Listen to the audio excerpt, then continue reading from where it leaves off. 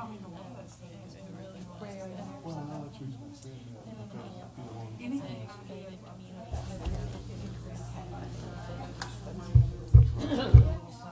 And drove one down to, no, that's.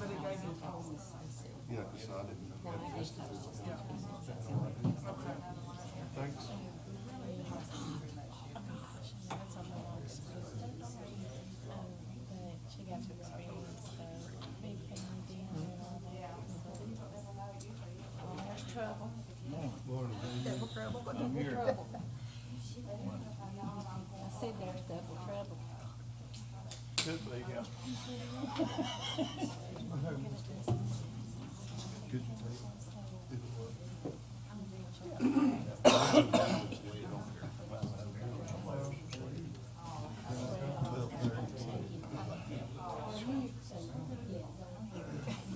You stay home for I it. really, I didn't even make Or you stay home for it. No. Just till it gets good. I'll take you home. Well, that's true. No, but, Over the road, but never. I'm like, that's kind of.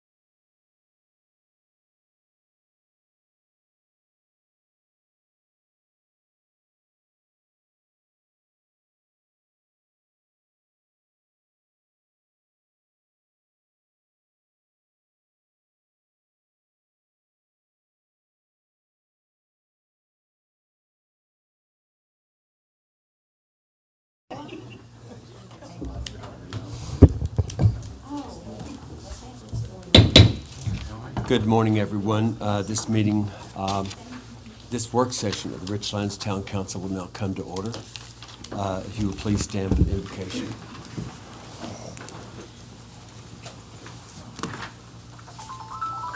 Is this the same one we have?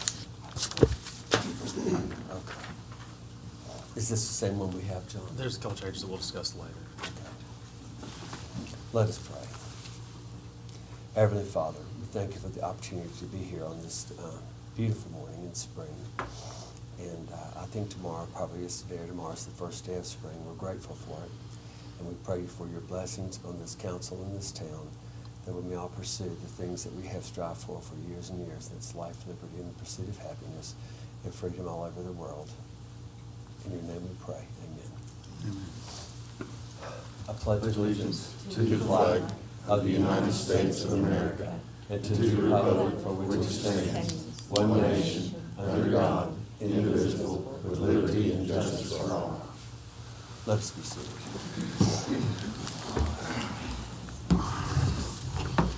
Good morning, everyone. I hope you will bear with me. I've had a bad cold, but I'm here. Thank you. Okay. All right, we're now to item 4 on our agenda. John's handed that out. Are there changes here, John? The only changes, I've added line maintenance and street sanitation on the copies I just passed out. Those are in red. Those departments were just left off inadvertently, so I wanted to make sure they were on here for. Okay. It's in the red. It's in the red.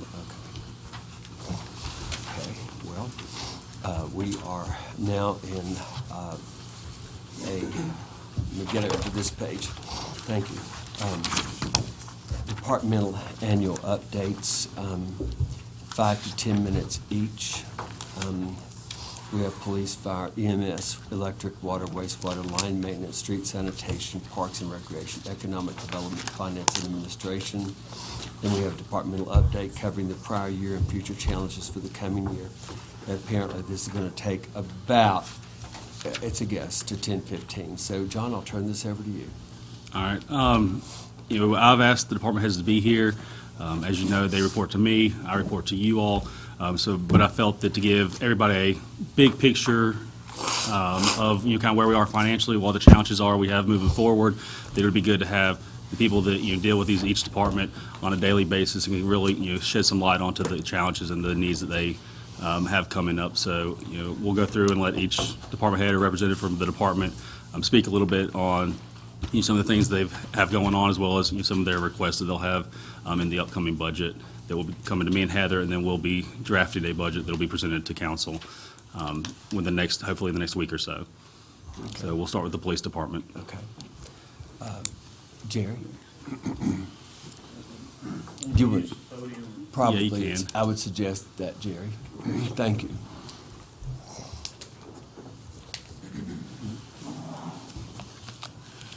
Good morning. Morning. Just to discuss a few things from the police department, things that we're looking at. With a lot of changes that's been going on in the country, as well as our local law enforcement, different agencies around, issues that everybody's dealing with. I'll just start at the top and discuss the salaries.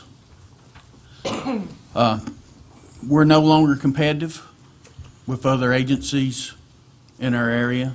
The sheriff's office, Lebanon, Abington, Marion, they're all starting people at around 40,000. You just can't hardly find anybody that wants to do this job anymore. Even uncertified, they're starting folks, they're advertising for 40 to 42. Our start base pay for uncertified right now is $33,000. If we can attract any certifieds at all, we're starting them at $35,000. And like I said, all the other agencies comparable to our size is starting everybody at 40 to 42. 40,000 that's uncertified, 42 for some agencies that's uncertified, and then they take it from there. Most agencies around, the big agencies close to their size, their departments, their patrolmen are making more than their supervisors. That's just, giving you a heads up. I'm requesting a $120,000 increase in salaries, and that's just to bring us up compatible with everybody else. I'm not trying to take us ahead of anybody. We have been trying to attract certified people to come here and work. And every time I get one lined out, it wants to come here to work. Somebody else offers some more money, and they go with the other agency. It's just hard to attract certified people for what we pay. I've got several folks out there saying that they'd love to come work for us, but they can't take the pay cut in order to come to Richlands. That's the reason I'm asking that you would consider a wage adjustment to bring my people up just compatible with all the local agencies. Like I said, we're not trying to go above and beyond. We're just trying to compete, and it's tough. in today's environment. Like I said, the academies are full. We had to add an academy at Southwest Law Enforcement Academy because we couldn't get everybody in and two this year because there's just such an exodus in this profession. You know, people just don't want to do it anymore because of all the criticism, the public bashing. Just it's a tough job. So everybody's having to hire new, but in order to attract those folks, they've increased their pay quite a bit. The sheriff's office, the state has made allocations along with state police to help fund that. The legislature, the new governor, has mentioned trying to get money for localities, but as of yet, that hasn't happened. But you're looking at the state police and the county sheriff's office, most of those has gotten between a 20 and a 25% increase over the last 6 or 8 months. And for us to compete, it's just very, very hard. So that's the reason I'm asking for that increase. Could we ask questions, or? I'd suggest we hold and let him get through, okay? Well, I mean, each thing that he goes over, we should be able to make suggestions on how we can get our police officers' pay up to par. And if he goes over all these subjects, I mean, I just think each one that he comes up, like he wants $120,000, I can point out how he can do that and get the police officers up competitive and pay them what they should be. But if you won't let us comment on each segment of it, it's going to be lost. Doug, I appreciate what you're saying, and I don't know that we have the actual line budget in front of us right now, and I'm not saying your questions will be lost at all, but I'm looking ahead on the agenda, just a second, please, to try to respond to you. I think we're going to have, and it says budget discussion. I think, would that be the best place? I'll defer to council for advice on this. I mean, I don't think so. Well, just a minute, please. I'm asking before we have any back and forth. Council, Doug feels we should comment. Other members of council? Your thoughts, please. I would appreciate it. I think we all have questions. We're all going to have questions. I agree with Doug on that. I say just let them do the presentation, then maybe we could address those issues down under budget discussion or something. Well, I mean, he's going to go over several items. If we could take each item one at a time, I mean, to me, that would make a more of a impact where I can tell him in 5 minutes how we can raise our officers up to where they should be. And I agree with the chief. Our officers should be competitive. They shouldn't have to work for $33,000.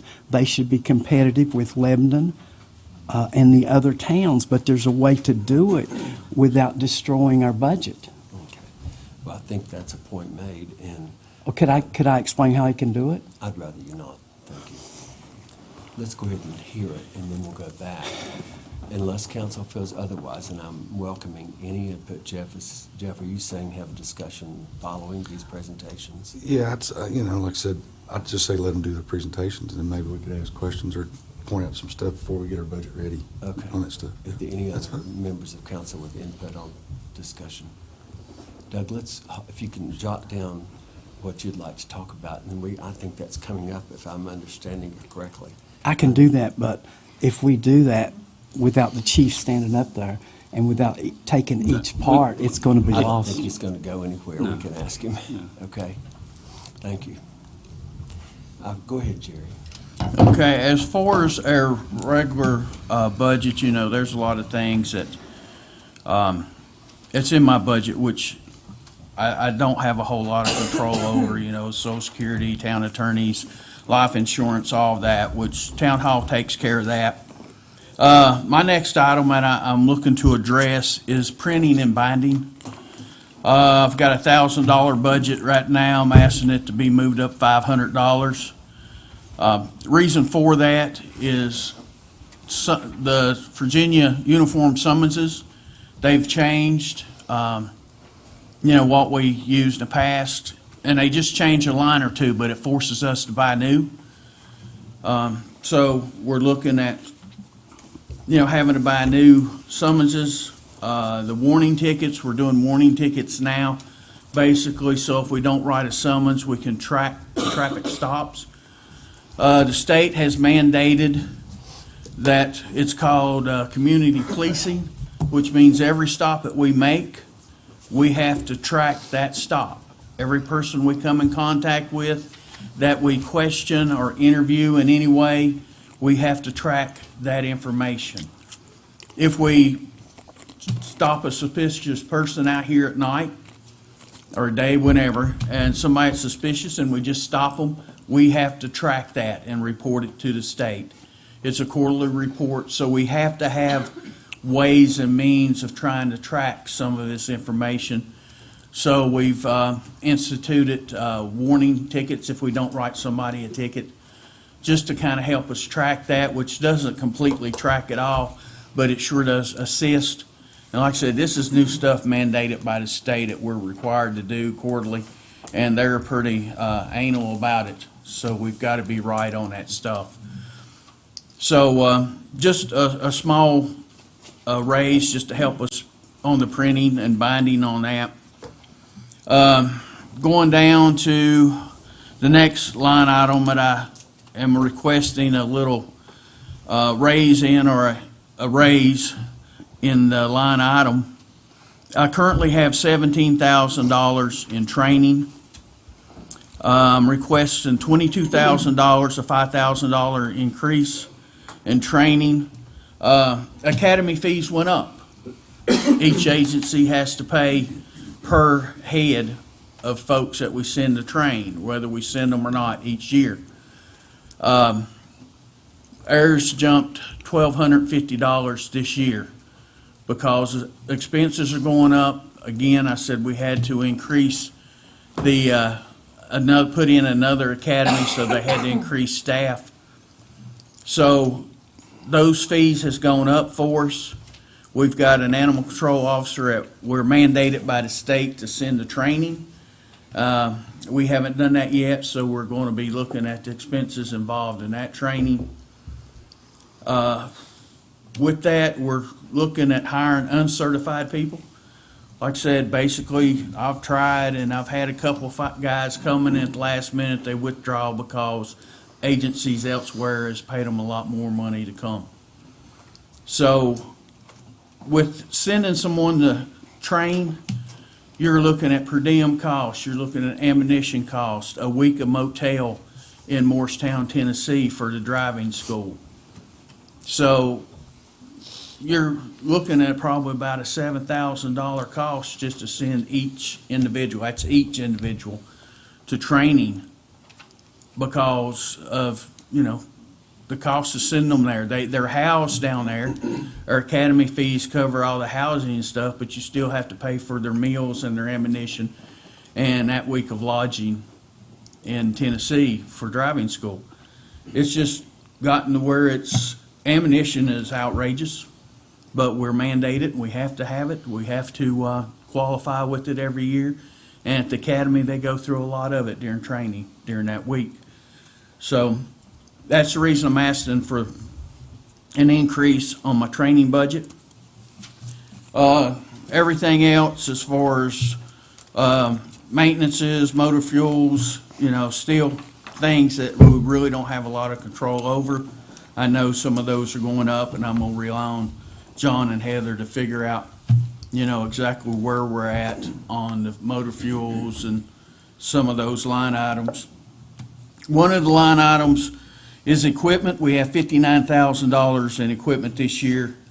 I know we've budgeted for the body cameras and the tasers, which will be about $35,000 a year on that. But other than that, I'm taking $9,000 out of my budget for training for the equipment costs. We don't have any major planned equipment this year, so I'm taking $9,000 away from the budget there. And I'm not requesting but just $50,000 this year on equipment. And then the last item that I'm looking at for an increase on us, I'm asking for a $1,500 increase over $1,000. and that's in my extradition and travel. We have, I guess if you want to call it burden, with all the mental health transports now. I mean, every agency we're having to do mental health transports like crazy, and it just ain't the Marion. You know, they may get somebody a bed in Petersburg or Stanton. It just depends on where there's a bed available in a mental health hospital. And by law, we're required to transport these people there. If they live in town, we've got to transport, and we've had a lot of those lately. And it's a line that we haven't really used a lot in the past, up under extradition and travel. But I've started using that line item to pay for to justify or show the cost of where we're spending to transport these folks to wherever we're sent. You know, and most of these transports, like I said, we set hours with them at the hospital because that's what we're required to do by law. Once we serve the paperwork, we have to sit there and secure them. And sometimes that's days. And then once we get the orders to transport them, then it depends on, you know, if it's male, female, their disposition, whether more of a violent or agitated type person, to how many officers we send, either one or two. You know, to a trip to Marion, somebody that's not violent, it's just a one officer trip and it's pretty quick. But when you go to Petersburg, which is, you know, several hours down the road and back, then we are required to send 2 officers just for safety purposes. And you've got meals and fuel, and that's what that's paying for, is the meals and fuel just to get those folks there and back. Other than that, everything in my budget is not, or unchanged from previous years. You know, the special projects, we're still holding a $15,000 line item there. But everything we do in special projects, all that money is donated. There is nothing that comes out of a town budget on special projects. So if you see it in a line item, a lot of things we do for the kids, the kayak and the, just all kinds of programs, the Shop with a Cop. Everything that we do with that is by donations. There's no town dollars involved in that. And we've got a few programs planned this year in which, you know, hopefully we can have an outdoor program like we planned before with the fishing equipment order. That was under donations. No town dollars was ever spent there. We still have it. It's still boxed up. And COVID put a quash on that. And hopefully this year we can get back there and do what we need to do and get the children involved, give them activities, stuff to learn. And like I said, just get them involved. Their community. We like to do stuff with the community. Just like I said, COVID's kind of put a squash on it. But other than that, that's the only increases I'm asking. Everything else in my budget pretty much stays the same. Thank you, Jerry. Thank you. Recess. Richard is requesting recess 5 minutes. 5-minute recess, please. John, I have a question. The various proposals that all the, excuse me, the various proposals that all the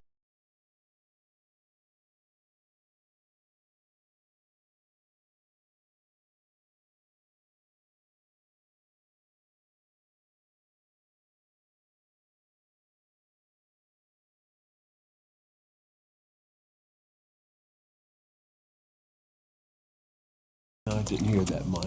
I just think he approves the pieces of what they're talking to us about. Okay. Well, I see the papers, and I didn't know what that was, so I mean, we can probably, I'm just asking.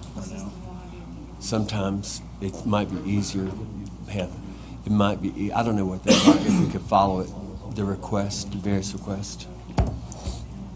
Thoughts? Are you okay? Oh, you're okay.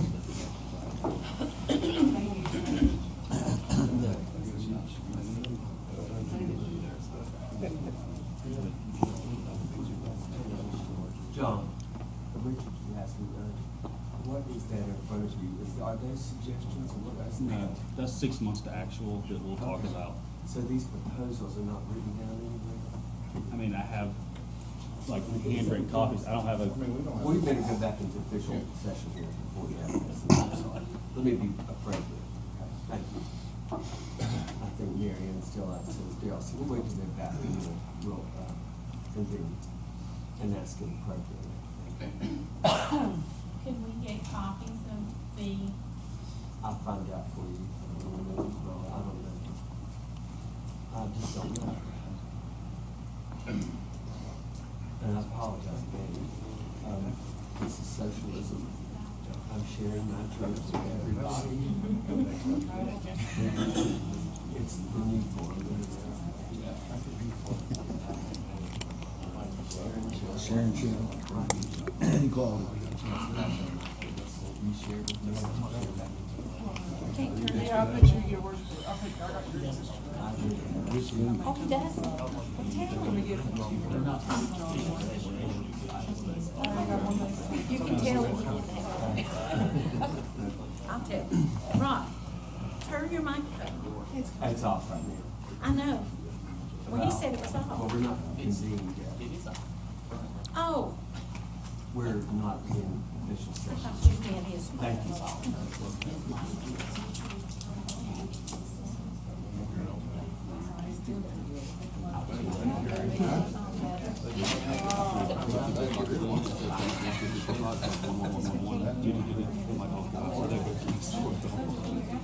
Kept talking, how long? Get these to you here. That's just some handouts I'm gonna give you guys. Okay, Follow along with me. I'm ready to try to talk about here. okay.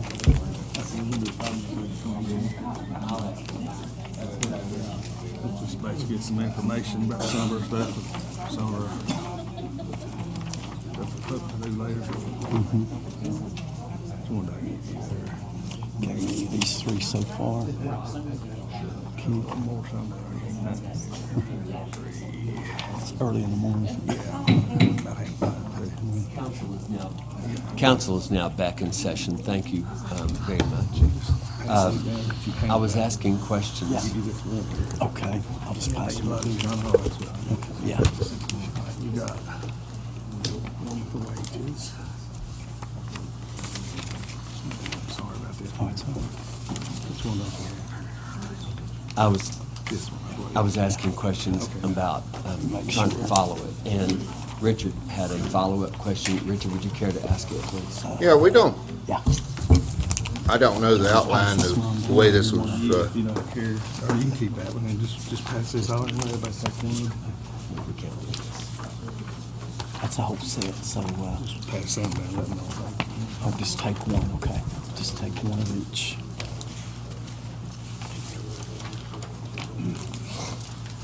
There's I got rid of it there a minute ago. fixes your camera like that. It's really good, this thing.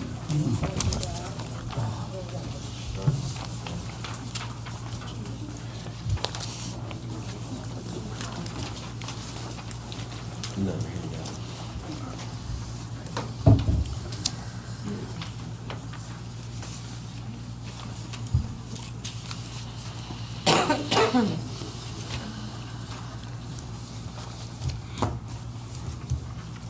One more.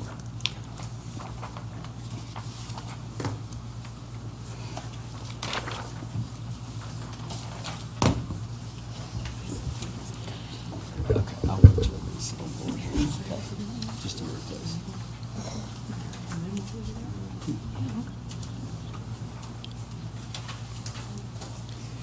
Richard, go ahead.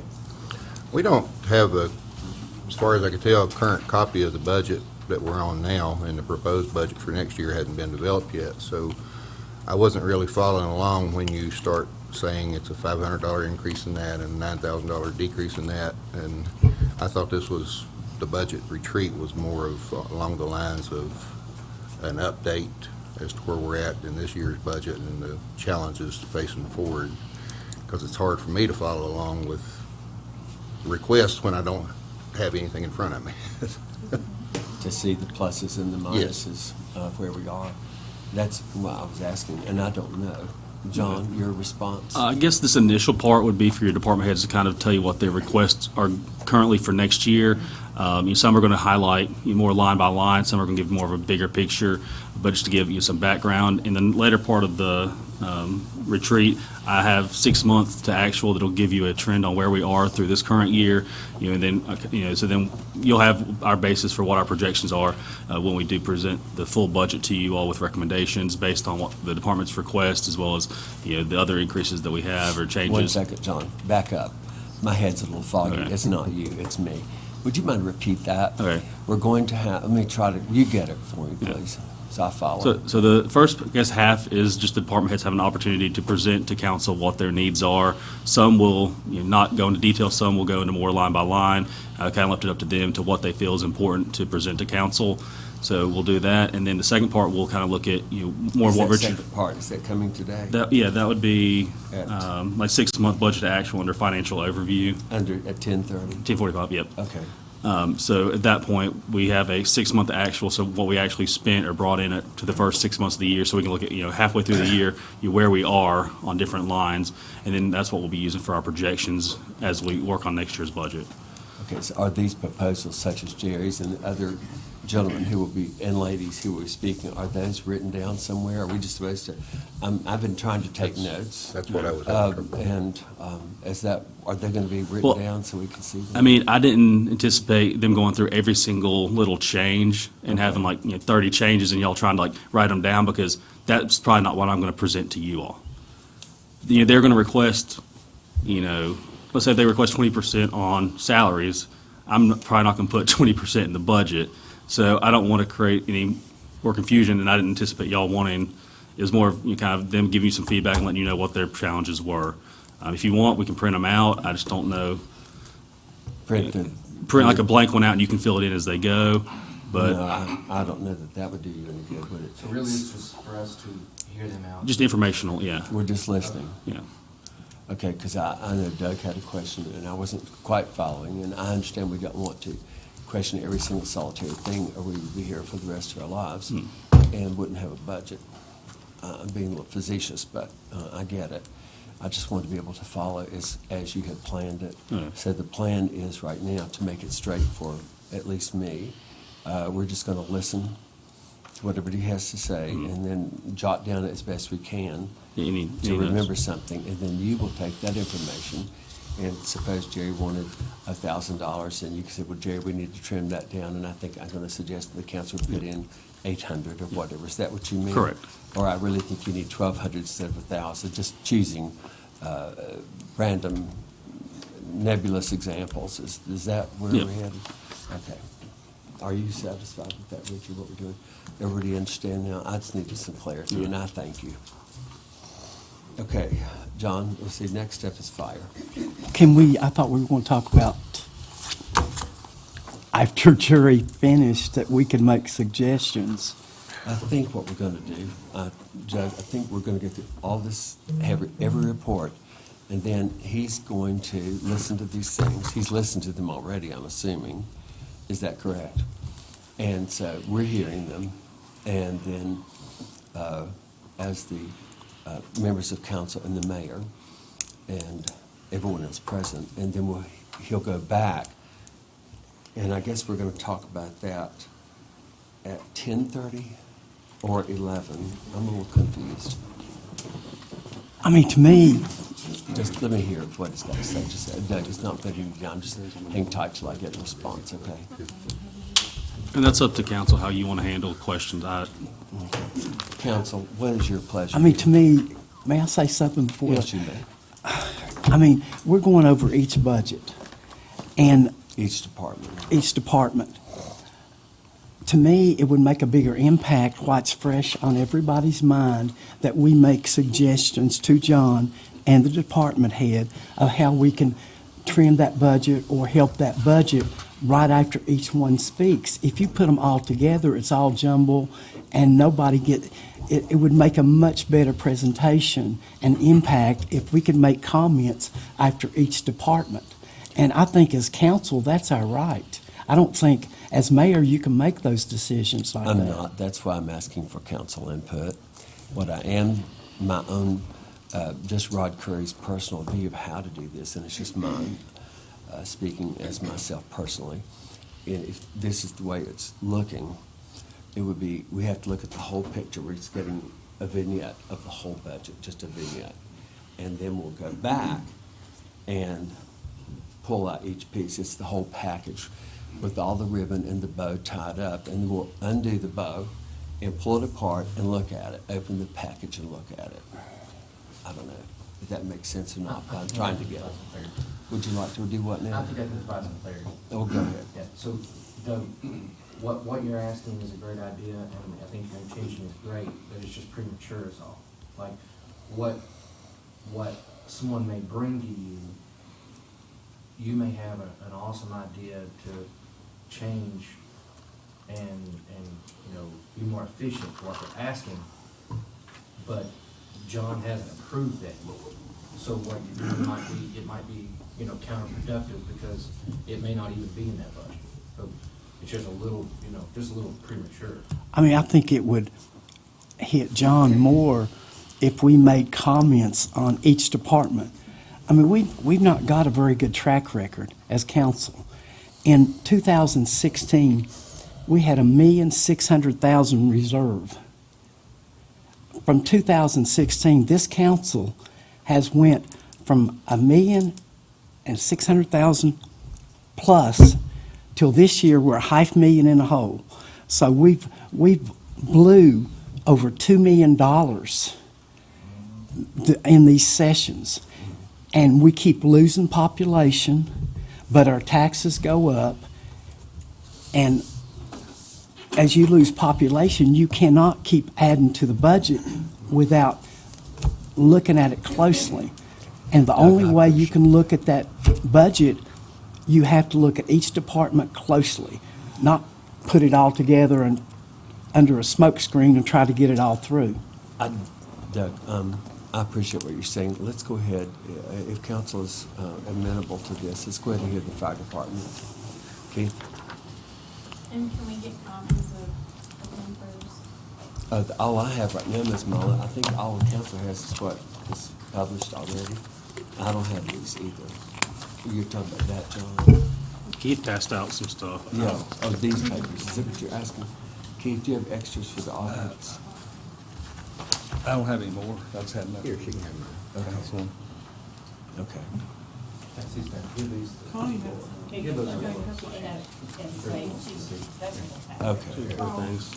Okay, go ahead, Keith.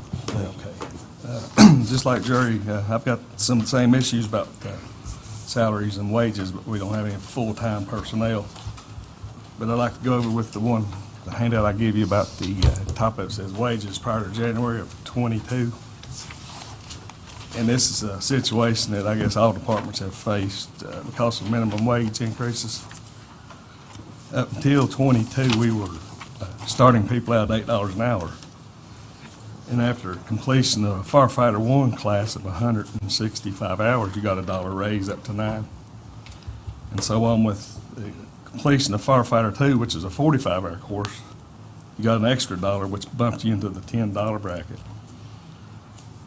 And so with the minimum wage increase, people that's not trained are starting off at $11 an hour, and so the guys that was making 9 or 10, they got bumped up to the minimum wage. So actually, their salaries need to be increased to offset the minimum wage increase, so they can be paid for the additional time they just spent. I mean, 165 hours is like 4 months of weekends, you know. But what I'm proposing is that, of course, new members with no certification would be starting at $11 because that's the minimum wage. But firefighter 1 be bumping them to 12, bring firefighter 2 to 13, and the guys that have EMT, they get extra 50 cents up on top of theirs. And then your officers' pay needs to be increased from, like, the captain's up to 14, assistant chief to 16, and for any class instructor 1 through 4 will get a 25-cent raise, increase on that. So I just want to bring that to everybody's attention. That's a slight problem that we do have. And other departments and private companies have had those issues too with these increases in minimum wage. And I think it's probably going to 12 in January unless that got changed in the legislature this year. But I just want to see if council maybe can react to that. And the other issue along as far as salaries would go, we went with 911, it increased our call volume already. For the first 6 months, we went up 100 calls. Looks like it's going to go over 500 calls for the first year. 500 extra? No, 200 extra, 500 total. And that would just, without increasing the salaries here, that would bring it up from a 66,000 about 72. You're talking about $6,500 just to cover the 911 extra calls. That's just for labor. That's not counting fuel. What's that number again? The current proposed is 66.3. It'll bring it to 72.5.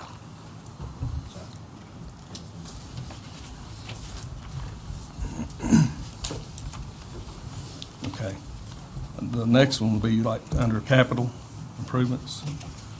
I'm requesting that we get 4 new garage doors with electric operators for the fire station over in the Brickyard, like Station 1. Those garage doors, with the exception of one, they were put in 1975. So they're wore out, everything on them's been replaced. And, I mean, there's like a 2 inch gap of cold air to come in those things. And the last time that I had a quote on that, it's hard to find this kind of stuff because nobody around here really works on them anymore, on garage doors, commercial garage doors. They're so big and heavy. But somewhere in the neighborhood of $50,000 just for the garage doors. Of course, now last year we had a pickup in for the command vehicle to replace the vehicle that I run. It's 17 years old. And we changed with COVID and the way General Motors put up their vehicles now. You can't hardly find a new vehicle. The price went up about $10,000, so we forwarded that money to I guess it went to the PD to help purchase one of their new cruisers. But anyway, it's back in the budget for this year's request, along with the equipment for that vehicle, which would be $10,000, like lights, sirens, reflective striping, lettering, and the truck bed cover, and a mobile repeater for the command vehicle. And then the next, which I've requested this in the past, would be to have 2 full-time firefighters Monday through Friday on day shift to work as firefighters. Of course, they can be cross-trained as EMTs also.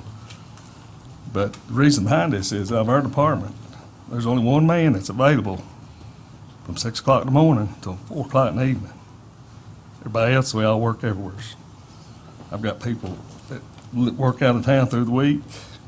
Some work in Charlottesville. Most of us work in the gas fields, which is Tazewell, Buchanan, Russell, McDowell County. And we have nobody during the daytime with the exception of the full-time people from the rescue squad. And they're cross-trained. That's part of the requirements. They're cross-trained. But someday it's going to get us. But it'd be great if we could find a way to fund that. There's I've got an idea too that we could incorporate maybe Tazewell County into this plan. Maybe start talking with them to maybe they could fund one position, the town fund one position. I mean, it'd be great for them because they're responsible for the west end of Tazewell County, with the exception of the town. And that's something I'd like to really consider to try to work on. And the next would be to replace 2 entrance doors that are broken and rusted out in that building. They're the same age as the garage door that was put in there in the 70s. That would be a minimal expense right there. Around $1,200 a door there. These are all solid steel doors. And that's got that under the capital part. And I'll give you a handout. It just shows the truck numbers and their age. This won't affect us this year, but if you look at number unit 514, it's a 2003 model Pierce Kenworth pumper. We're regulated through NFPA and the ISO, which ISO, everybody knows is the Insurance Service Organization. They rate fire departments, and it affects everybody's homeowner's insurance policy. But within the next 3 years, we'll have to consider highly getting this truck replaced, because it'll be over its 20-year life. Actually, it'll be 20 years old next year. This truck will not be nowhere near as expensive as the last big city truck we bought. So, I just wanted to bring that up. And then with our crash truck, it's a 2004 model Ford F-650. And, but it's not regulated with ISO, but it's something we'll need to look at in a few years. I just want to kind of touch base with you on that too. And there's something else is a ladder truck, which we have no place to put a ladder truck. But word is from the county, Project Jonah's going to require a ladder truck, which this is the county's issue. It's going to require a ladder truck for that facility over there. Along with the college is building 63-story apartments over there across from the college, which will be in Tazewell County. So, and we already have the need. Just we've got 2 5-story buildings in town. Got all these big box stores, big roofs, the mall, Richlands mall, the hospital. It's something we need to look at. But the county's reaching out, actually, to the town. They want somebody to start in the positions to talk with them about this. And, you're talking about $1,200,000 for that one particular truck. I mean, it's unbelievable what they cost. But, In the county gonna buy that, that's what I heard. they're offering to pay so much on that. I heard they were gonna buy it. That's why I say they need Yeah. somebody from the town, if they Right. want a councilman, town manager, who, to get a line of talk with them, negotiation. I've had 2 or 3 different people said the county administrator, Mr. Young, is wanting to talk to some people. Apparently, you've heard about it, I guess, too, apparently. Yeah. Darrell may have in some of his IDA meetings, I don't know. What I heard, they were gonna keep it parked there, but they were gonna allow the town to use it. But it'll have to stay at Jonah the whole time. I'm not familiar with that. Okay. That's just one thing. I got one more thing I'd like to mention. I'll give you a letter, a little small letter here. This is about the fire station. I'd like to read it to you. It says, since 1978, there's been a discussion on building and replacing the fire station in the brickyard. VDOT has had any previous and current plans to buy the property and close the current railroad crossing. Even though the plans get moved from their project projections with no specific current timeline, past public safety meetings involving 5 and 10-year plans with the town of Richlands, it was stated that when the bond was paid off for the wastewater plant, that the town would secure funding for this project. It has not happened yet, and the town is beginning 2 major upgrades with the wastewater plant and the water filtration plant. With all this being said, at the current rate, the town will never be able to build this new fire facility, and funding will not come to us. We will have to go after it. I would like to see the town council from a committee to plan and seek grants/loans through the rural development on the federal level to fund and move forward on this much-needed project. That's basically the only way. I don't think the town could ever afford to take that on right now, in the near future either. But we're going to have to reach out to them for funding. It's not going to come to us. It's out there. So I'd like, it'd be great if we could get a 2 or 3 person committee formed, maybe start talking about this, what the needs of this would be. And this is a merger of the fire and rescue, which rescue came under the fire department in 2006. So here we're almost 20 years since we've been doing this, and we're operating out of 2 different buildings. But, Thank you, Keith. Are you finished, Keith? that being said, that's all. Okay, thank you. Thank you.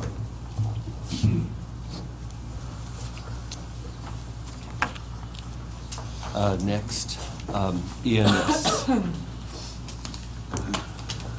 Matthew, thank you.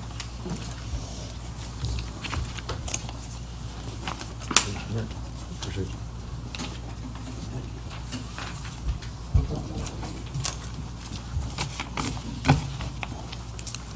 Did you have an extra copy for that? Yeah. All right, go ahead.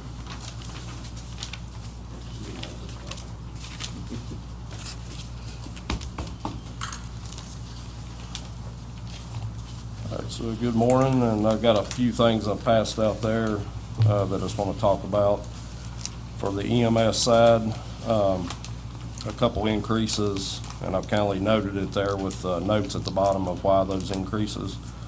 So like office supplies in this budget we're working on now is like $500, and we're going to increase that, or try to increase that $1,000, so that'd be $1,500. In the notes, I've noted there, reason being, just one example, ink toner. Ink toner was pretty cheap.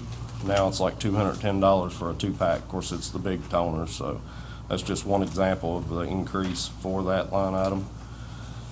Uniforms increase prior to COVID. There's another example, like the BDU pants we wear. Those has increased quite a bit. So I've asked for an increase of $500 to that line item. Vehicle maintenance outside, which is like oil changes, tires, brakes, all that for the EMS vehicles. Current budget's $11,000. I've asked for a $2,500 increase to make that $13,500. One of the examples there, oil changes. Oil change on a diesel truck, ambulance with oil change, fuel filter, and air filter is $300. A year and a half ago, $150. Medical supplies, I've increased that one. That's the next line item. There's $17,000 currently. Increased that $1,000 to make it $18,000, just because medical supplies are going up just like everything else. Prior to COVID, case of gloves, $149, $169, and now a case of gloves is $278.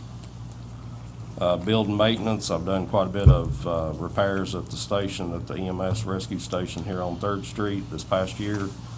Some painting, some bathroom fixtures, all that. Station looks very good to be as old as it is, but there are still some repairs that need to be done, such as sealing the roof, fixing some Silatex out in the bays. So I've asked for an increase on the building repairs from $1,500 to add $3,500 to make that $5,000, just because the roof ordeal, I'm not sure how much that'll cost. EMS grants, I applied for a new ambulance to replace our 2010 Chevy ambulance, Unit 555. It's got about 101,000 miles on it when I put this grant in on March 15th. The quote for that new truck is $322,000, and that's for a 2022 4-wheel drive Ford F-450 box truck with the required load system and cot with a mobile radio, and it takes 20 to 24 months to build that truck.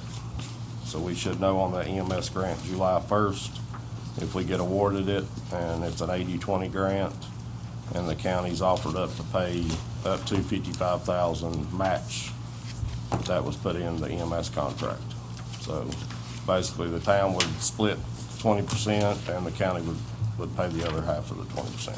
So it'd be like $64,000, each would pay $33,000. That's on the grant.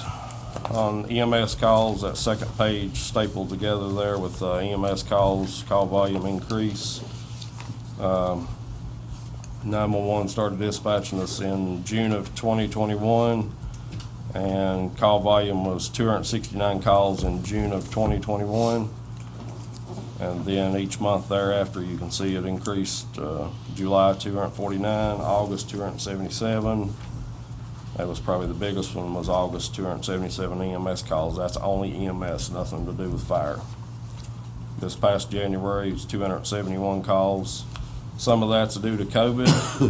A lot of that is we run dual response, so if the fire gets paged out for a tree down, EMS goes with them. Same way with rocks in the road, EMS goes with them. So some of that excessive call numbers is, and you'll see right out the side of there, non-transport or non-billable. January, 271 calls, 95 of those were non-transport, non-billable. So probably a lot of those were tree down, rocks in the road, car wreck, no injuries. So call volume has increased quite a bit.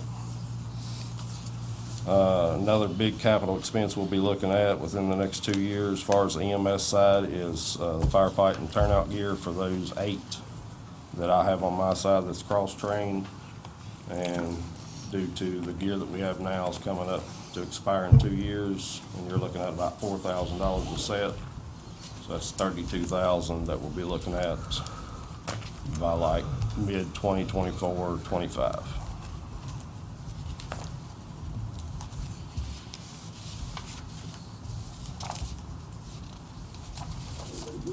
I think that's it, unless y'all have questions. I'll make you a copy. Thank you, Matt. Thank you. I would request that we have copies made of what we're getting as we go for members of the audience. I know Ms. Culler is out here, Ms. Malo. Anybody else want a copy? We need copies of these. John, can you facilitate that, please? Okay, how many do we need, folks? We don't want to have to kill more trees than we need. 3, please. Thank you. We'll hold just a minute. 2-minute recess till we copy. Thank you.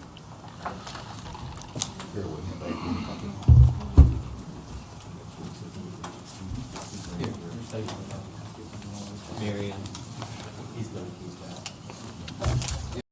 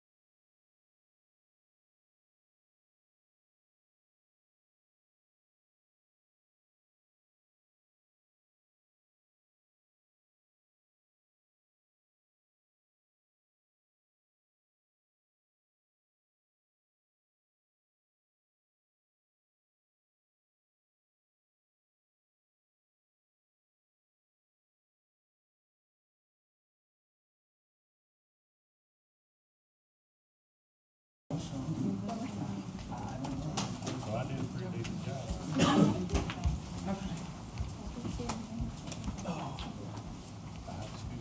Thank you very much.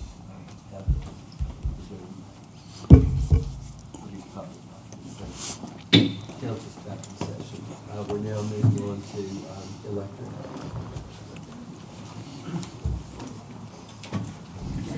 Welcome, Al. Well, I don't have a bunch of handouts because it was my understanding that's not what this is, a line by line going through everything. It's just kind of throwing out there our needs and what we're hoping to get. It's up to John to present you with the actual proposed budget. So with that said, right off the top, we're like everybody else. We want to see wages go up. I mean, who don't? Cost of living, everything went up for everybody, so we're not excluded. And secondly, on the wages part, we want to hire another man. I don't know if y'all know, our electric department is 4 people. And if somebody's off sick or off on vacation or for whatever reason, that puts a strain on it. So we're asking for $50,000 for another man. Uniforms, the same as everybody else, it went up 16%. We're required to wear the FR, and so, you know, there's no way around it, we have to have for uniforms. Fuel, you know, oil, that's everybody, so that's us, same included. Equipment, supplies, everything's went up, so I've asked for a decrease in that. We want to try to change out some more of the electric meters and get the newer radio reads, and you'll just update some of those, so I've requested more money for that. Fiber's a big thing. Fibers went crazy. I'm looking into buying it now. There's like a 26-week delivery time on it, and it's probably doubled in price. So I've increased on that a little bit. Biggest thing, our digger derrick truck is 17 years old. If we order it today, the projected delivery time is spring of 2025. Can you explain what that truck is used for? If you don't know, it's the one with the big auger on it and the winch and everything. We used to drill the holes to set the poles, lift and transformers. You know, it's used right along with our bucket trucks. And we had the one, like I said, and it's 17 years old. And, you know, we're looking at a 2-year delivery time if we order it now. And right now they're quoting me around $225,000 to $250,000 for that truck. And miles is not a big thing because we don't travel a lot of mileage. It's more hours of, you know, because they set and run more than we're, you know, you get what I'm saying? When we're working a pole, that truck's not moving mileage-wise, but it's running and working, so hour-wise. And no, I can't give you the hour reading on it.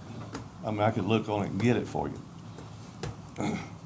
And we got a generator sitting over at the water treatment plant that's a big old paperweight. The transfer switch on it has went kaput.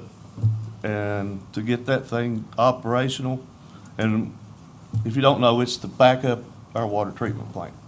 In case, you know, there's a major power outage or something that kicks in to keep the plant going. And to get it repaired right now is about $135,000.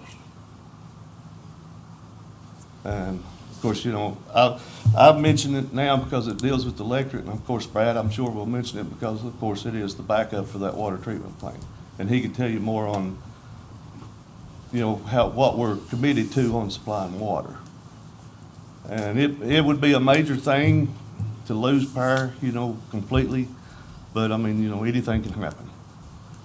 And there's no need to have it just sitting there if it's, you know, we're not able to use it. As far as the generator itself, it'll run, it's fine, it'll start right up. But it's the transfer switch, the part that changes it from the utility side to the generator side to put the power over to the treatment plant. And I'm working with Carter Machinery on it, and that's our cost estimate. Pretty much that's it for me. we had a good year this year. We didn't have like any major problems, you know, high dollar problems and stuff like that. So, you know, our outlet's looking pretty good. Our system's sound, station's sound. I mean, there's no, you know, you hear a lot of things, but no, we're sound. I don't foresee, you know, and we have a redundant system, which means basically we got two ways of giving you power. And to clear, you know, I don't know, there's a lot of question on it, but our power still comes in on AEP lines. We, you know, we don't buy from AEP, I know y'all aware of that, but it is still fed to us from AEP power lines.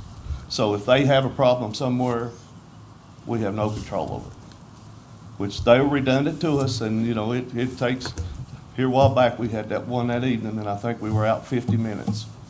And, you know, they got switching to do, we got switching to do, and you can't just run in and throw it back on until you find out what's wrong. Because, you know, you could blow up something, hurt somebody. So, you know, but I think 50 minutes, that's not, anybody can deal with that. And that's the thing, you know, we're pretty quick to respond, and usually we get, you know, somebody on there within 20 minutes. And then, of course, you got, depending on what's wrong, the work to complete, but, you know, we were out last night, as a matter of fact. We had a pole break. But anyway, thank you. Thank you, Alan. Thank you, Alan, very much.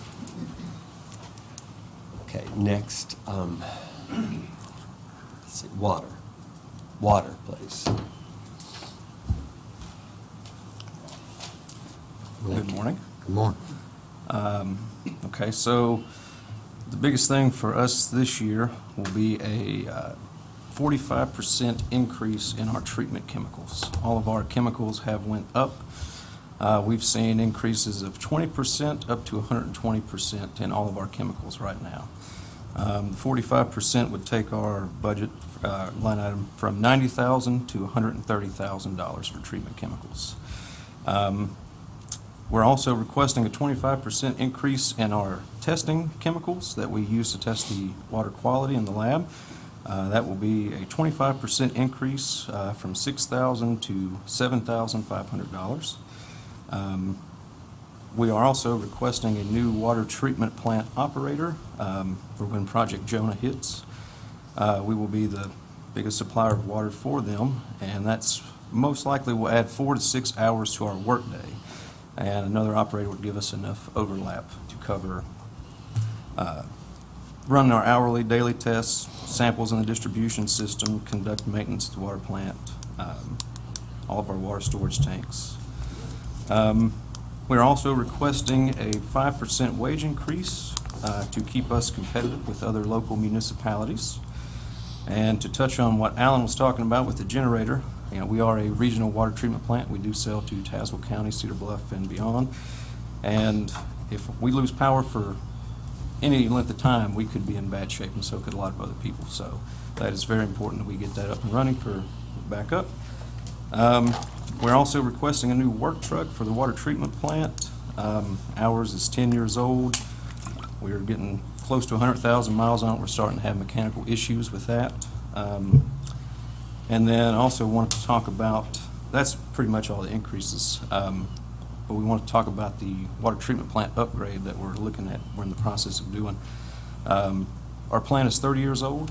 Our pumps and, you know, everything is 30 years old. Most of that has not been replaced. We've just been, you know, working on it as we go. Most of our pumps will be replaced. We will have filter replacements. Our tanks will be cleaned, painted, redone. A lot of stuff there, so that's going to be a big thing. And then kind of also to touch on what Alan was talking about, you know, we had a pretty good year this year too. We didn't have we didn't have a lot of breakage, no big problems. Our system's doing good. The line maintenance does a good job keeping our loss down. We're not wasting a lot of water that way, so that's pretty much all I have, just those. Thank you very much. Can you hit on the fluoride, give an update on the fluoride as well as what the cost of that will be annually? Well, I have talked to one of our suppliers on the fluoride. Right now, the earliest estimate we've got is $10,000 a year in treatment, but it could be up to $30,000. Also, we're getting close. We have almost all the work done with the fluoride system right now. We should be here shortly, able to get the health department to come in and inspect that and see if it passes their standards. And if it's good for them, then we should be able to start feeding fluoride here shortly. All right. Thank you all. And thank you very much. Let's see. What's next on here? Wastewater. Wastewater.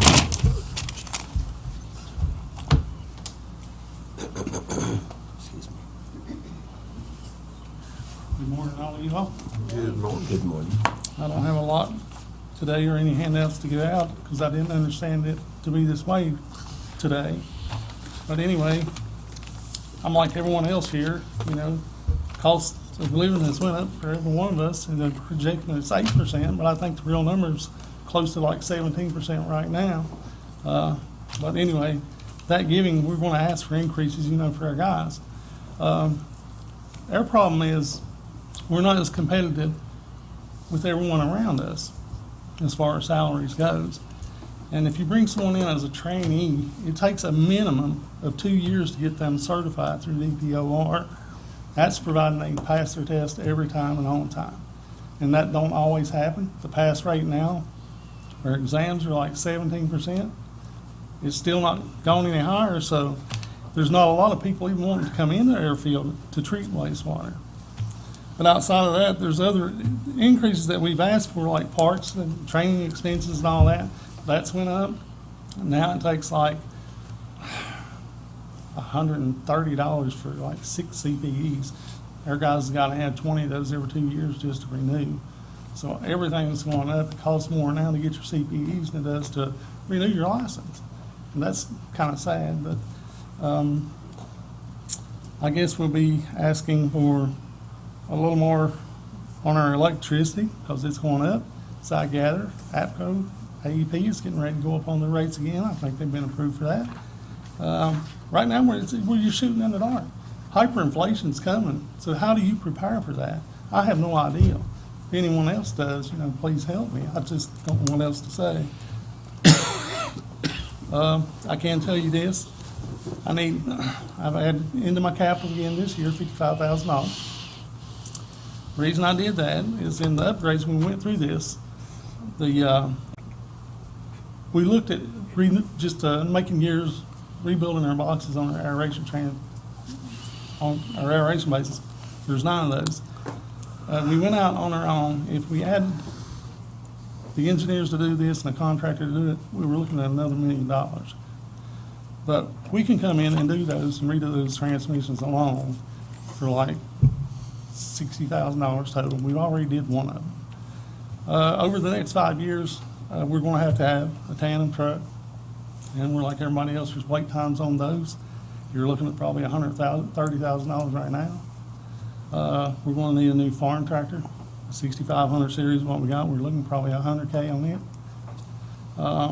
The replacement of the roofs on the buildings, we think that we can get it done cheaper outside source from a contractor than we can by going through a contractor. Then we also need to look at a generator for the Raven lift station. That was never put in. I tried to get it put in, but during all this COVID and mess, and you couldn't meet. We've had problems with that.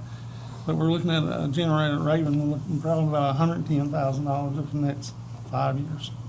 And that's something that's really needed there. We have 3 lift stations that we take care of. We have a portable generator we use and haul to one of the 2 smaller pump stations that we have. But outside of that, I really have nothing else to give you at this time. I know we're getting ready to looking at upgrading our wastewater plant. You know, it's over 30 years old. A lot of the equipment there and pumps are originals. There's very few motors we've had to change out. So, you know, we ride to our maintenance guys for doing a good job for that. The life expectancy for that stuff's like 20 years. So, you know, we're like 32 now. But hopefully May or June, the bids came in. They came in a lot higher than anyone expected. It's over $12 million is the lowest bid. So we're asking now, I guess the engineers you are aware of, we're going back to ask the state, you know, see if we can get some more money, some grants for help. So hopefully we can come in with that from DEQ. That's all I've got to say. Thank you very much.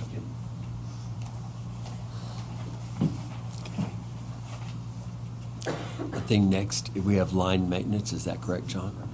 Line maintenance.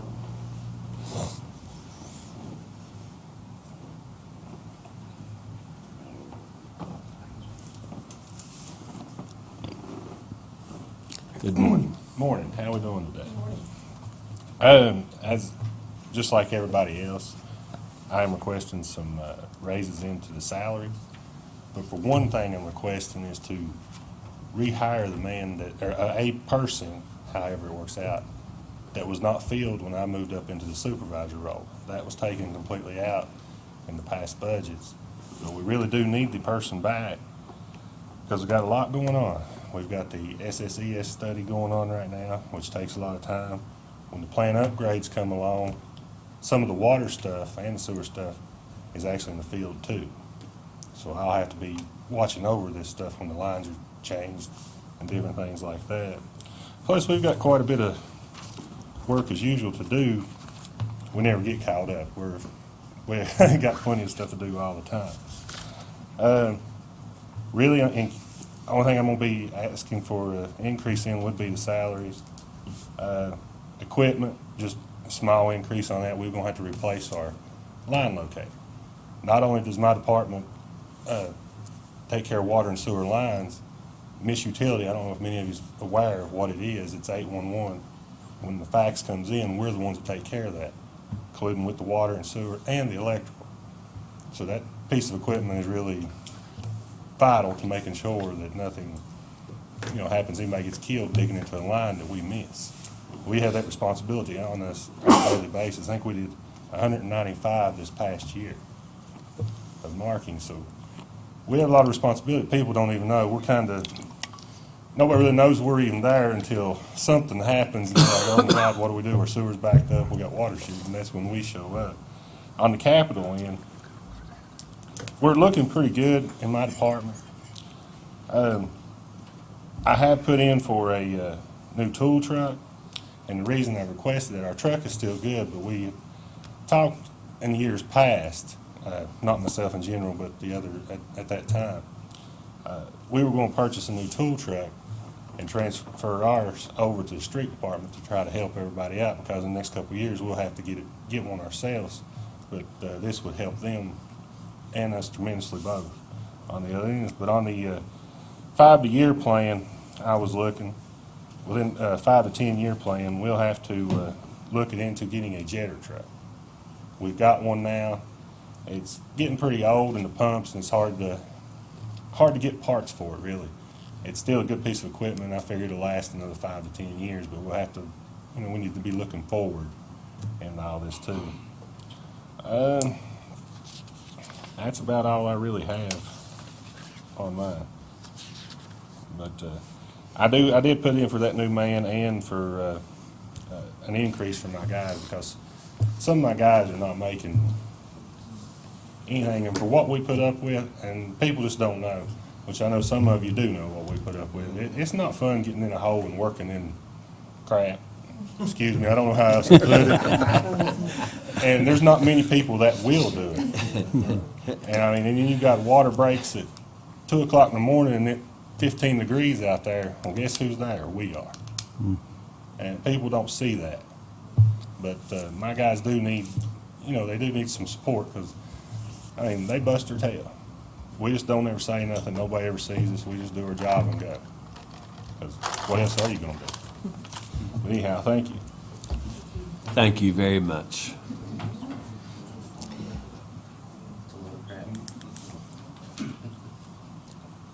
George, Street Department. Thank you.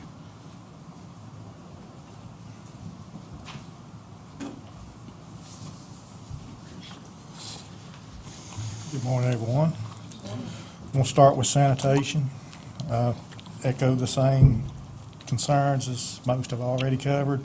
Asking for increase in wages for cost of living increase. I feel like there's going to have to be an increase in the fuel budget for the rise in fuel costs. Also, on the sanitation side, the garbage containers cost has went up significantly. Last time I ordered garbage containers, I ordered about a third to a half what I had ordered previously for the same money. So they went up significantly. I've got some containers in stock, but I've got several that need replaced. Since Republic Waste has took over management of the landfill and transfer station, we have had some problem with being able to dump at the transfer station. They cited issues with some of their trailers, as well as they had some drivers leave or quit, as well as they had COVID issues. So that being said, they wouldn't let us dump up here. We have to go to landfill. That's extra labor, time, wear and tear on equipment, and drives up fuel cost, of course. So that's one thing I think is going to be addressed, which Mr. O'Daniel did talk with county, and it has gotten better for us up there about dumping, but for a while there, we were going just about every day to landfill. So that did make for an increase in fuel. Capital needs on the sanitation side, 2023-24, I'd like to put a new grapple truck in the budget. I priced one about a year and a half ago. It was $144,000 in, so I'd estimate that the next one will probably be $160 or thereabouts, maybe more. And in 2025, 2026, it'll be time for another garbage truck again. Last garbage truck was $160,000, so I would estimate the cost of this one to be probably $180,000 to $200,000. That's the needs on the sanitation side.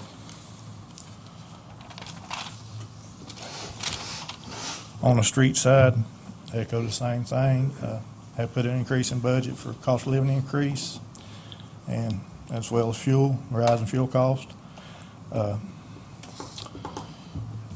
the wrong page. Added an increase also to snow removal budget. Last year, salt went up approximately $20 a ton. I would estimate this time it will go up more. I would hope that, I'm thankful we haven't had a really hard winter. We have had some trouble getting salt delivered this winter. I mean, did get 3 loads in the other day, but I'd ordered it in January. They had some issue in Ohio where the salt is received and couldn't get it in off the barge at the dock to get it to us. So I'm just glad it hadn't been a really bad winter.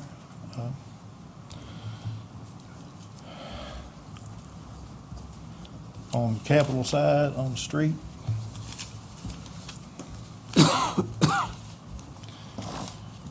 as you'll know, we have the dump truck in the budget for this year's coming budget. It was about $148,600, which it won't be here till either end of December, January, 1st of January next year. Somewhere down the road, we're going to have to put a street sweeper in the budget. The one we have is 20-plus years old. It was purchased used. It's getting toward the end of its life. And also, street backhoe is 20-plus years old. We'll have to build into the budget for it somewhere down the road. So that's about all I have. Thank you very much, George. Okay. Next, Parks and Recreation.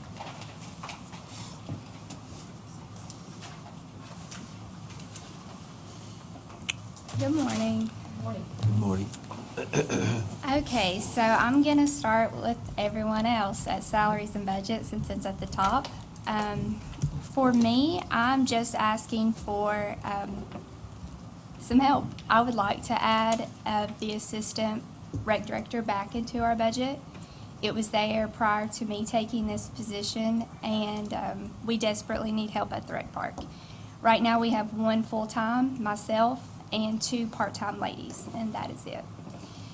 With the leagues, we have the volleyball league, which is new. We will be taking that over solely by the rec park next year. This year, we did most of it, but with help. We are looking, we still have RYBL going on every year. We have soccer, the pool, which is huge. That's the biggest time that I need help at the rec park. As far as events that are going on. So, and we do have several events planned and that we have done this year. So that's in my big request this year. As far as other updates, we're just like everyone else with the increase, I'm worried about the swimming pool supplies. We have seen an increase already, so I have increased that in my budget just to cover those costs. And then I made a very small increase in the Williams Park maintenance, and that's just to do some updates at the park. After flooding, we do try to bring in mulch. I'm not sure if you all are aware, but we do require a specific non-splintering mulch at the park. It's expensive to bring in, and we're having a hard time getting it local. I think 2017 we brought it in, but it was from Pennsylvania. So I am trying to find someone a little more local for that. And then to repair some swings and just other things at that park. As far as things going on, we do have some grants in the work to update some things at the rec. I think that we're going to see some good things coming, and we're excited for that. But I really don't have any other major increases in my budget other than the items mentioned. Thank you, Jessica.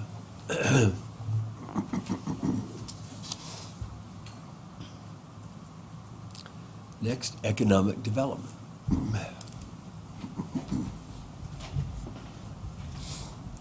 Morning. I don't have any increases. The only thing that I have is I wanted to ask that the town events that is in the council budget be moved back to the economic development budget. That way, if there is anything event-wise, we wouldn't have to come to council approval every time. And then that's all that I have. Okay, thank you. Okay, thank you. Thank you very much.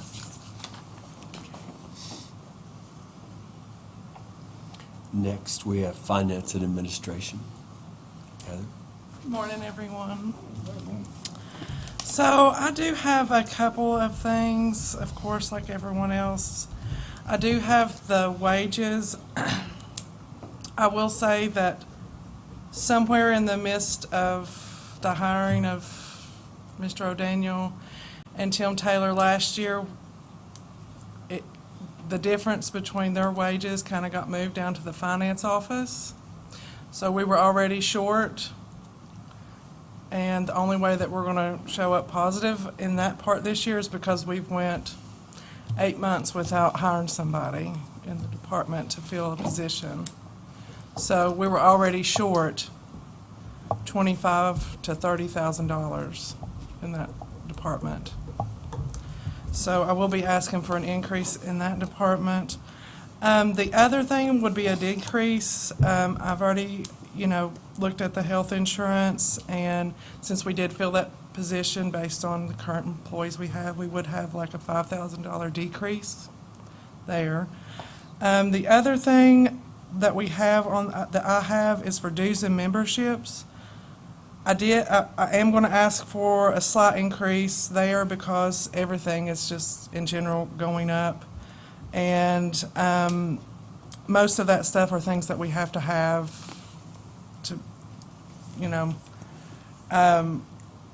to become part of like the community and updates as far as that goes. So I'm assuming there probably will be an increase in that. The other item that I have is the motor fuel that we're going to definitely need an increase in if the costs continue to rise. And one of the main increases is I would ask for an increase. We have seen significant increases in fees and things like that we're receiving, and for one, like uniforms, but like every bill that we have, everything is going up. So we've got, even just with our bank account, the fees with the bank are going up. So I'm going to ask for probably another, that's probably going to have to be doubled, really. It's currently at $4,000. I'm at least going to say $8,000. And I would also like for possibly an increase in some of the office supplies and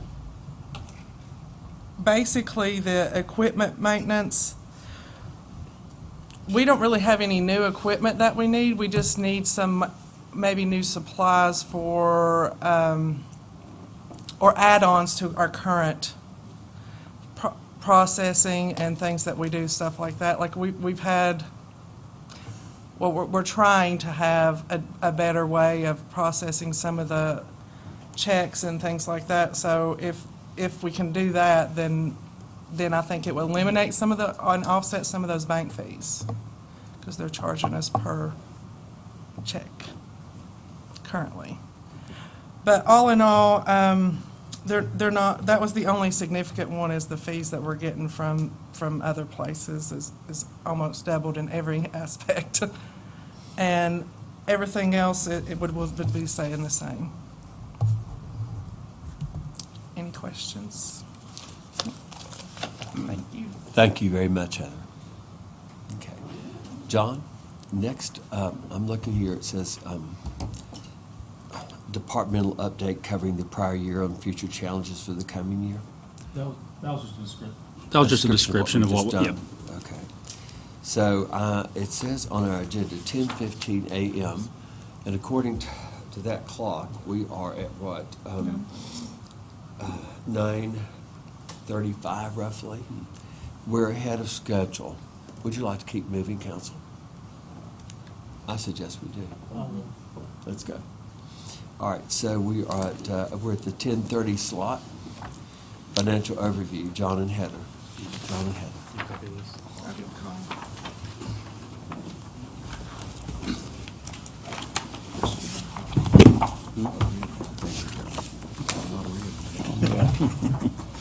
Yep.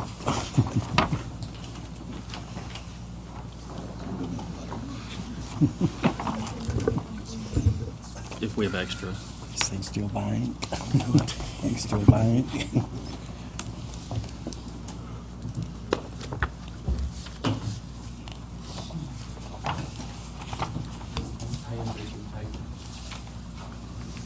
We need to get this whole laptop.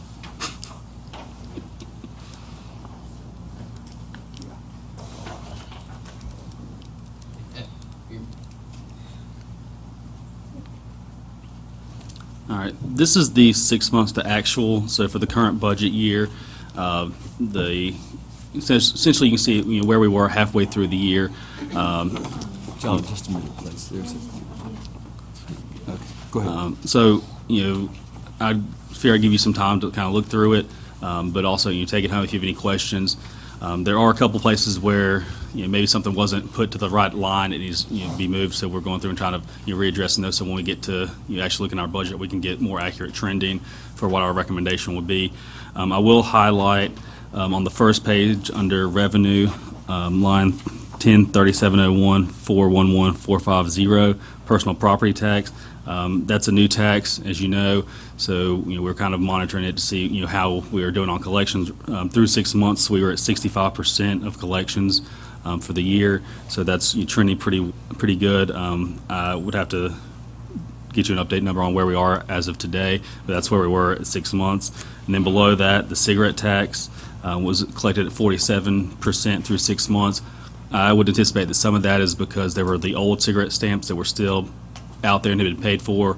So when as those kind of get used and are gone, then the new ones will be put in there. So that is anticipate that number to jump as those old ones are no longer out there and the new ones are, and people will begin paying that new tax.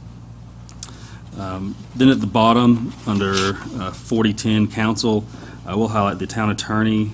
We are at 100% through 6 months. As we know that when we switch attorneys that the fees were going to be higher, but that is something we're continuing to try to monitor. The first few months that we had them on, there was a lot of catching up to do, so I hope that we're starting to kind of level out on what our monthly cost will be with them, but that'll definitely be a line item that we'll have to look at increasing for next year's budget.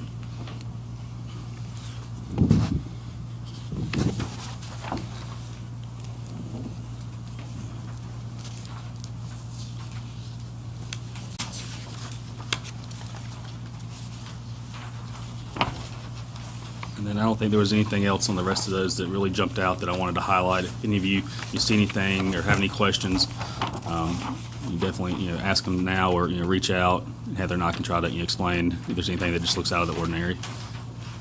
Yeah, what's miscellaneous revenue? You want to speak to that? Miscellaneous revenue? Which line? 103701 430000. It's 821%. The biggest percentage of more than. Give me 1 second, I'll pull it up.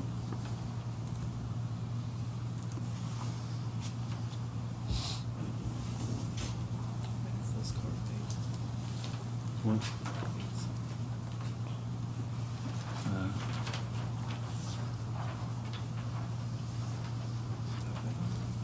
What, 10, 37, 43.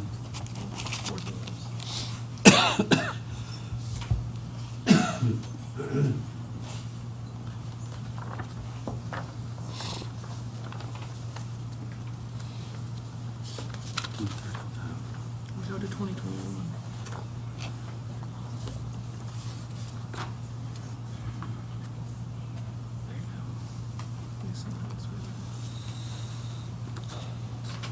Yeah, credit card vouchers. Those were the fees for when we switched from when we were waiving the credit card fees Oh, to okay. added them back in, and we didn't have a line item, so that's probably where they were. Okay, got it.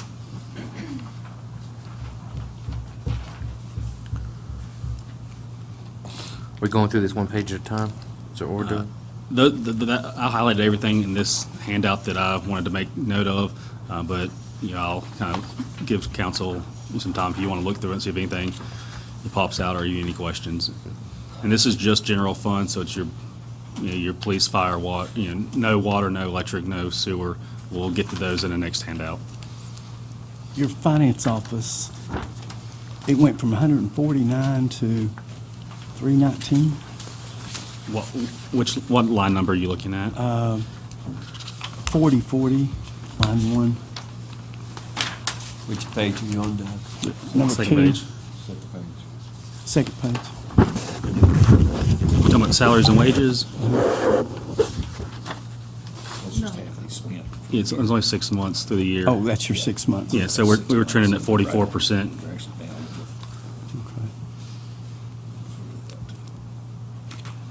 Are there any big numbers in regards to expenses that we? That's what I'm looking The biggest one that jumped out to me was the legal fees. There's a few other ones that aren't in that 40 to 60 range. But there's some that I'm going to go back and look at and see if it was just something I'm just wondering what's looking like. if we put it miscellaneous, it should have gone to maintenance, or something of that nature. What it is?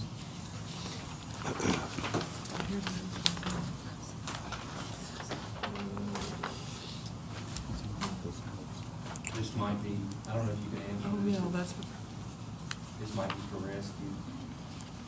There's a miscellaneous and rescue for. Give me the number and I can pull it up. 10 4160 519 000.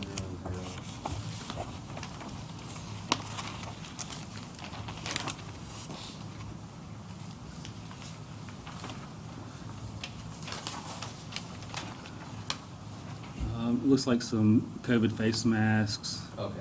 So COVID-related expenses. Anything else? Just some like water, disinfectant, like table covers for, something they had, like an event they had, but like just kind of just miscellaneous. Okay. It might be better for us to Did we- use that as some COVID expenses instead of miscellaneous. Is all-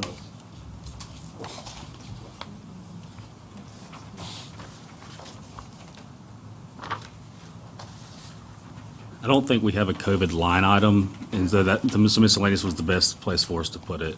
Trying to help. I saw 474%, so it got threw me off. And I think a lot of that money we're gonna get reimbursed for. Okay, great. John, I have a question. We already have been reimbursed for it. Oh, yeah, awesome. It's on the second page. The ledger number's 4050, non-departmental, and it says non-departmental total. It's 1,173% spent. I'm just looking for those percentages. Evidence comp insurance. Which one are you looking at? This one right here, Mike. It's on page 2.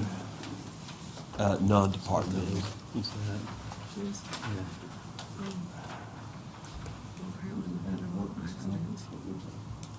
Well, it's, So look, that's what it's you think was an insurance claim? Those are insurance claims, yeah. Okay. That's what I'm thinking. Heather said it's an insurance claim. Is that what it is? Yeah. So it's something that we claims. So Okay. it was something that we, you don't anticipate, so we didn't budget anything for it because we I was didn't. just looking for percentages and Yeah. see 1,000% spent. I'm going to ask about it. Yeah, I hadn't seen that one. Thank you. I'll look One through it. more I got, it might be the same thing, John. It's the rec department miscellaneous. Same kind of deal. That's where we had to file the Kids Day stuff that we were, that we, That's mine. yeah. Okay, cool. So, but that was all zeroed out That's and. certainly reimbursed. Sorry, I threw you off there, Jessica.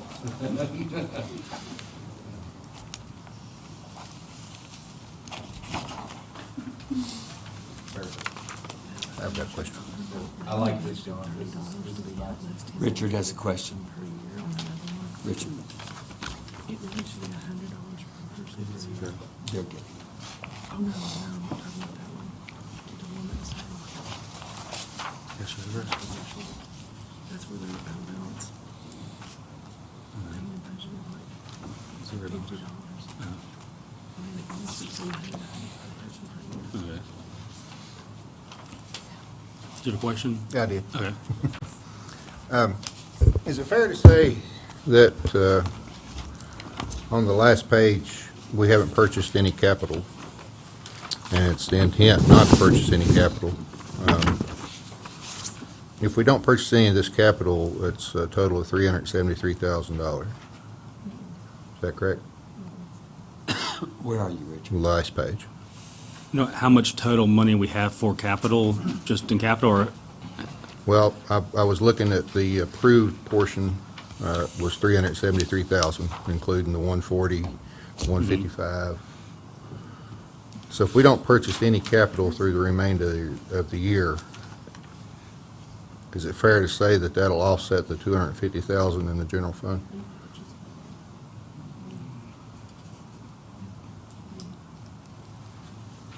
Talking about the 250 in the red down there? Yes, sir.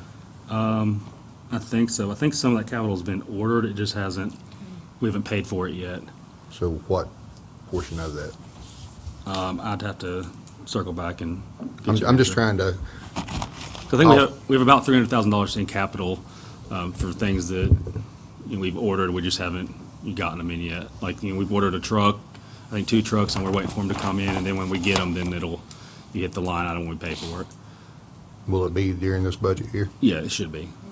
Because the things that we knew we couldn't get this budget year, we put off till next year and then tried to buy things that we could this year to make up for, the following year. I was just trying to look at a way to offset the $250,000. $250,000. And I think that's how we have done it in the past. We've just gotten to a point where we've got to buy some We've capital. got to We're buy gonna- capital. I didn't know what portion of this capital had been purchased, is what I was. Yeah, I'll get you exact figures on that and an update on each item. Heather? At least 100,000 of it would be that truck though, because we're gonna have to, and so we bought police cars. We bought 2 police cars and we bought 2 trucks. Yeah, so. At least half of that. Yeah. 154? 154. Still no. 54. 54.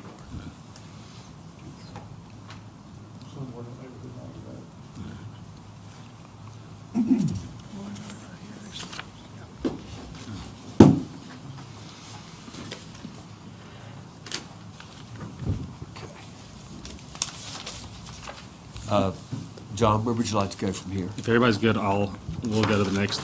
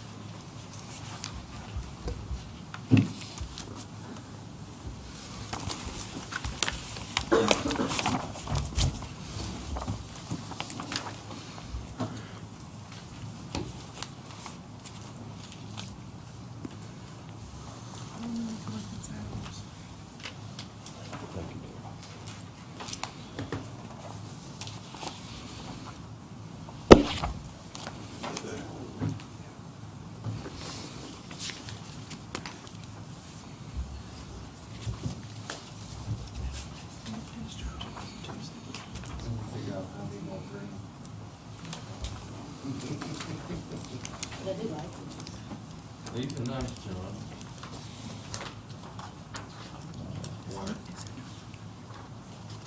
He always gives me a hard time with Excel sheets. All right, this is, you have, each page is a different department. We'll start with the water fund. If you look at the revenues, they came in right just below 50% for the first 6 months of the year. Do we need to wait for Doug to come back, or do you want me to continue? Continue. Okay.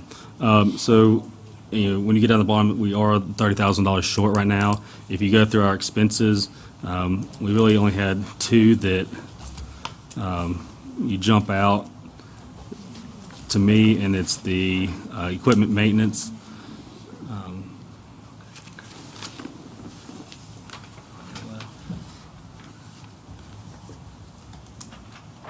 I'm not sure what that is. Where are you? Yeah, 51,600.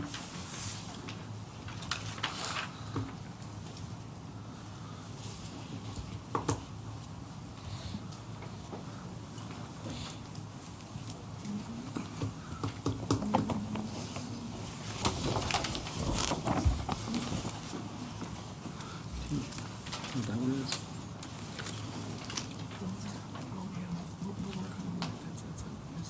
Okay, what about this one? It should be a little bit wholesome, it wasn't. It's our plant. Equipment maintenance. Maintenance. I'd say it's just one.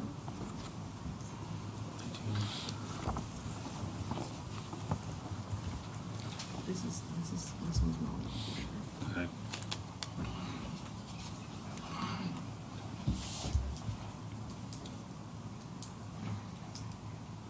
Okay. That one, we had some additional software and some maintenance on some of our software upgrades for the meters, is where the equipment maintenance costs came in. And then underwater, where it's a 729%, that is just a accounting error that we're working on addressing on the way we build the water to that department that will be updated. Should have been wholesale. Essentially, we charge them the retail rate when it should have been a wholesale. Wholesale rate. So that number will be dropping and be closer in line with where it needs to be.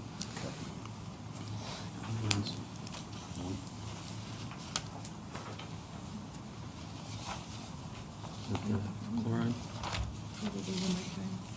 Any additional needs for plant parts? Looks like we're about maxed out on, it's 56, 2,000. It's just increased cost, really. Are we expecting that to be higher for the rest of the year? Yeah, I think that's what he was talking about. Well, I thought you was talking about different. I thought you was talking about equipment maintenance. Well, What's the difference between equipment maintenance and plant parts? well, basically, everything that they've ordered this year has been higher than anticipated. So, we'll see what that is. 2,000. Logs. Or treatment plant tank 2 rebuild. Was it 97%, Mike? Is that what Yeah, you're looking at? yeah, I'm just curious if I it think it all left those me. parts for the year, or anticipate to be around 200%? What is this? Boggs, WTP farmer tank number 2 rebuild. Yeah, we completely rebuild one of the former pumps. Higher than we So that wasn't an expected cost? No. Okay, that just sounds good. All right.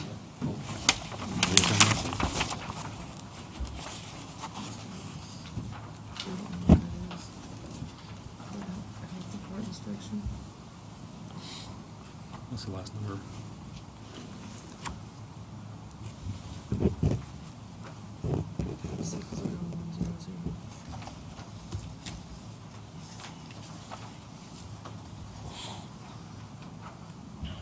Are we gonna go through these one by one? You want me to wait? I'm just trying to get started. And then the only other one that was up above kind of that normal range was the health department and the waterworks operator fee. Did that just increase this year? It was just an increase. All right, that's all I wanted to highlight on the water. If there's any questions, we'll try to answer those. If not, we can move on to the next department.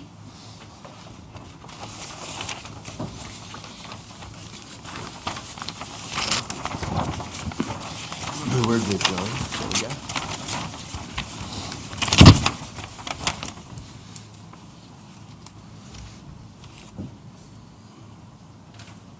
So now we're on the second page, right? Yep, we're on wastewater.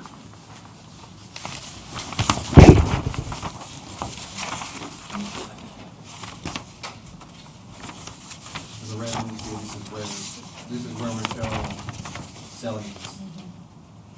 See what we have right here. Yes, sir. Okay.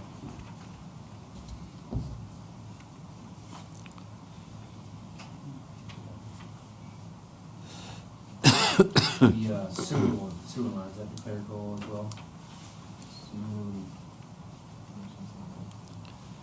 511300. I'm on the second page.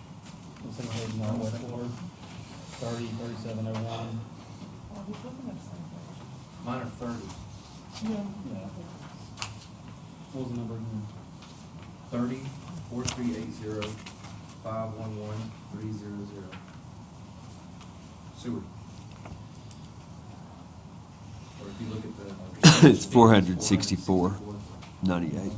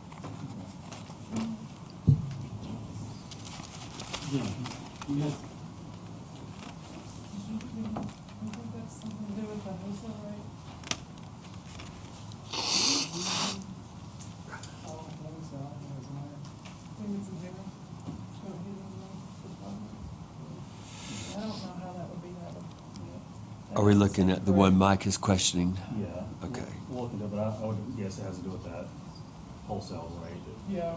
Okay. So I'll check on that much now. It's a Okay. high number, right? It is. For what you put. So we're going to double check that, guys? Yes. Okay. Got it.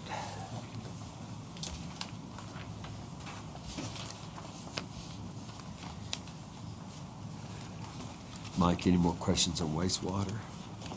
I'm just trying to be, I feel like I'm the only one asking questions. so- That's all right. That's I'm just fine. trying to- If I don't ask questions, I don't understand, I gotta understand. You're fine.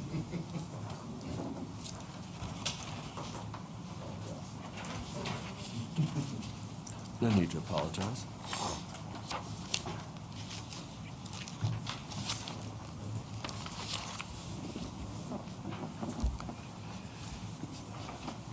Does anyone have other questions on wastewater? A ton of numbers to look at and digest. smile for it, Rob. Good. How about water, sewer, line maintenance?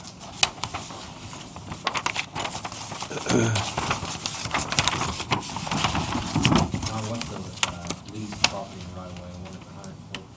I think that looks like it's the right-of-way, like, fee that we pay to the railroad. And I would assume that's just gone up, unless Billy knows something different. Yeah, it's the right of way to recross the railroad. Okay. They charge. And then here we got a pretty example of chemicals, rising chemical prices. 69%, we've already spent. Hmm. We expect that to be over 110%. Nah, probably, on my chemical side, that'd probably do. So you already bought it for the year? There may be something small that we need to get. Thank you.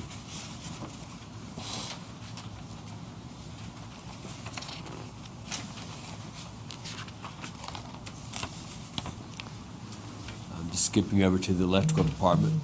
Council, ask as you wish.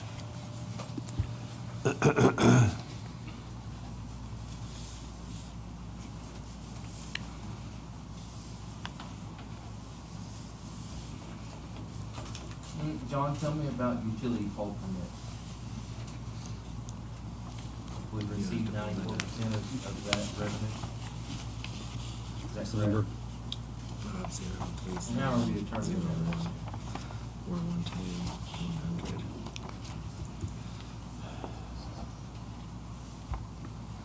There's nothing in there. Well, I did. 50. There's 17.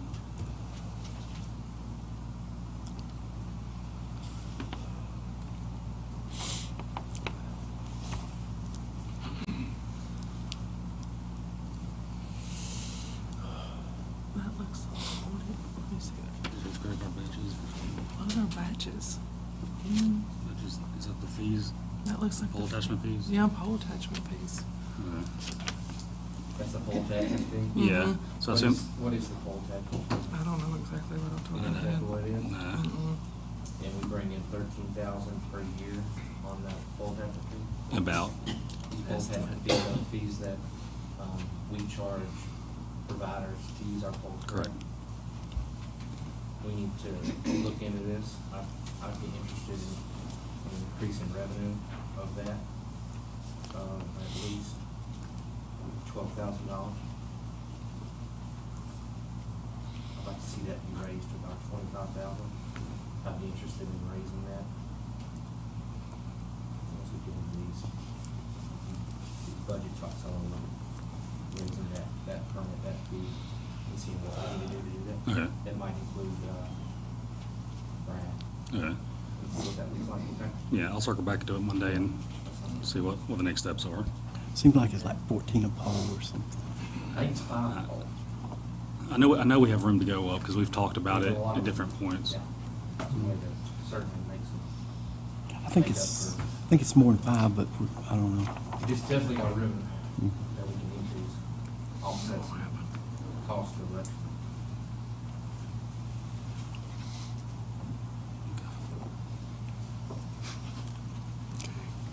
Electrical department, auditing and legal, John. I had a question on that too. Yeah. Wait, I think they're trying to discern what they're doing. I think it's warranted. Go ahead and ask it, Mary Ann. Yeah, I need something. John, when you're ready, you and Heather, I have a question. We're looking it up. Okay, auditing and legal at almost 149%. There it is.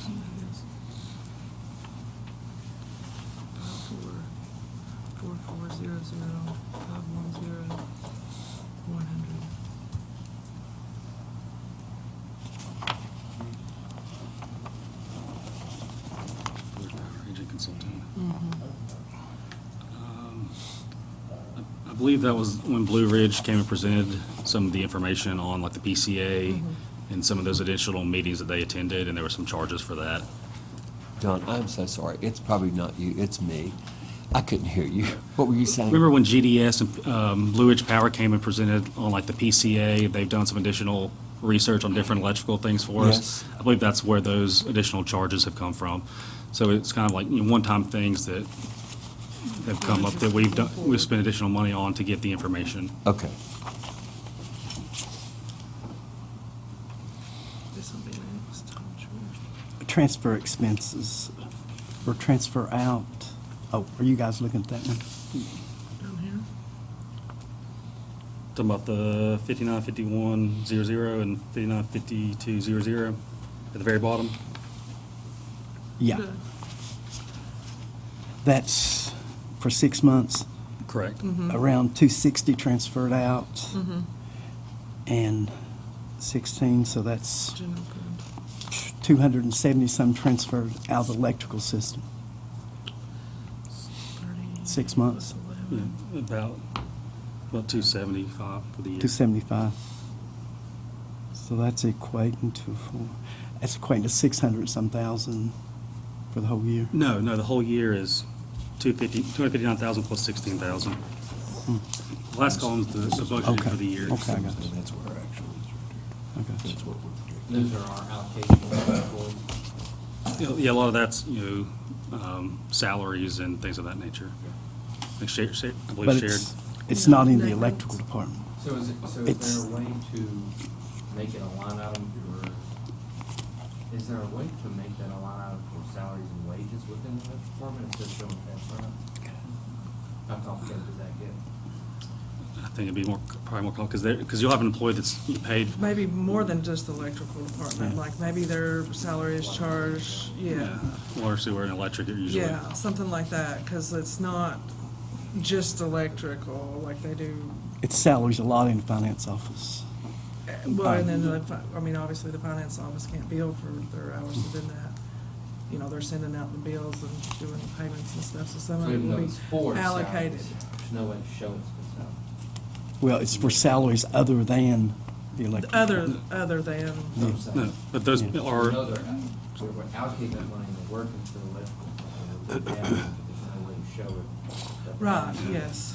There's no clear way to show. Right, and you can't really do that as far as like labeling that employee, because like that employee is gonna be assigned a job duty, and then you pay, their workman's comp and, everything out of that assigned job duty, so, if they're obviously electrical, then that way, that cost is gonna be higher, because it's, your work comp for that particular job would be higher.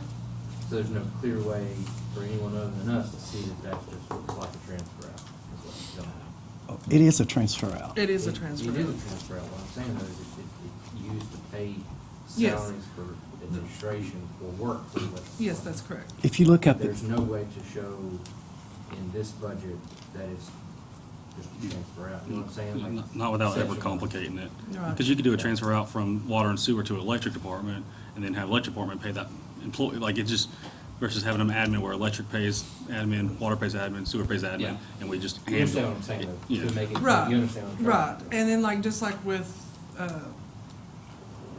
line maintenance, they don't generate any income, so Right. that is split between, they're doing the work for water and sewer. Yeah, right. Okay. No, I understand. So this is actually the simplest way to do it. Exactly. on salaries and wages, that's within the electrical department. Yes. Okay, that's what I think Mike, I think that's what he's trying to say too. right, okay. For the whole department for the year, that's strictly 331,000 some, that's strictly just the electrical department? Yes. How many people are in that department? If you'll look there, it says they've only used 33%. It's still budgeted to have, the director.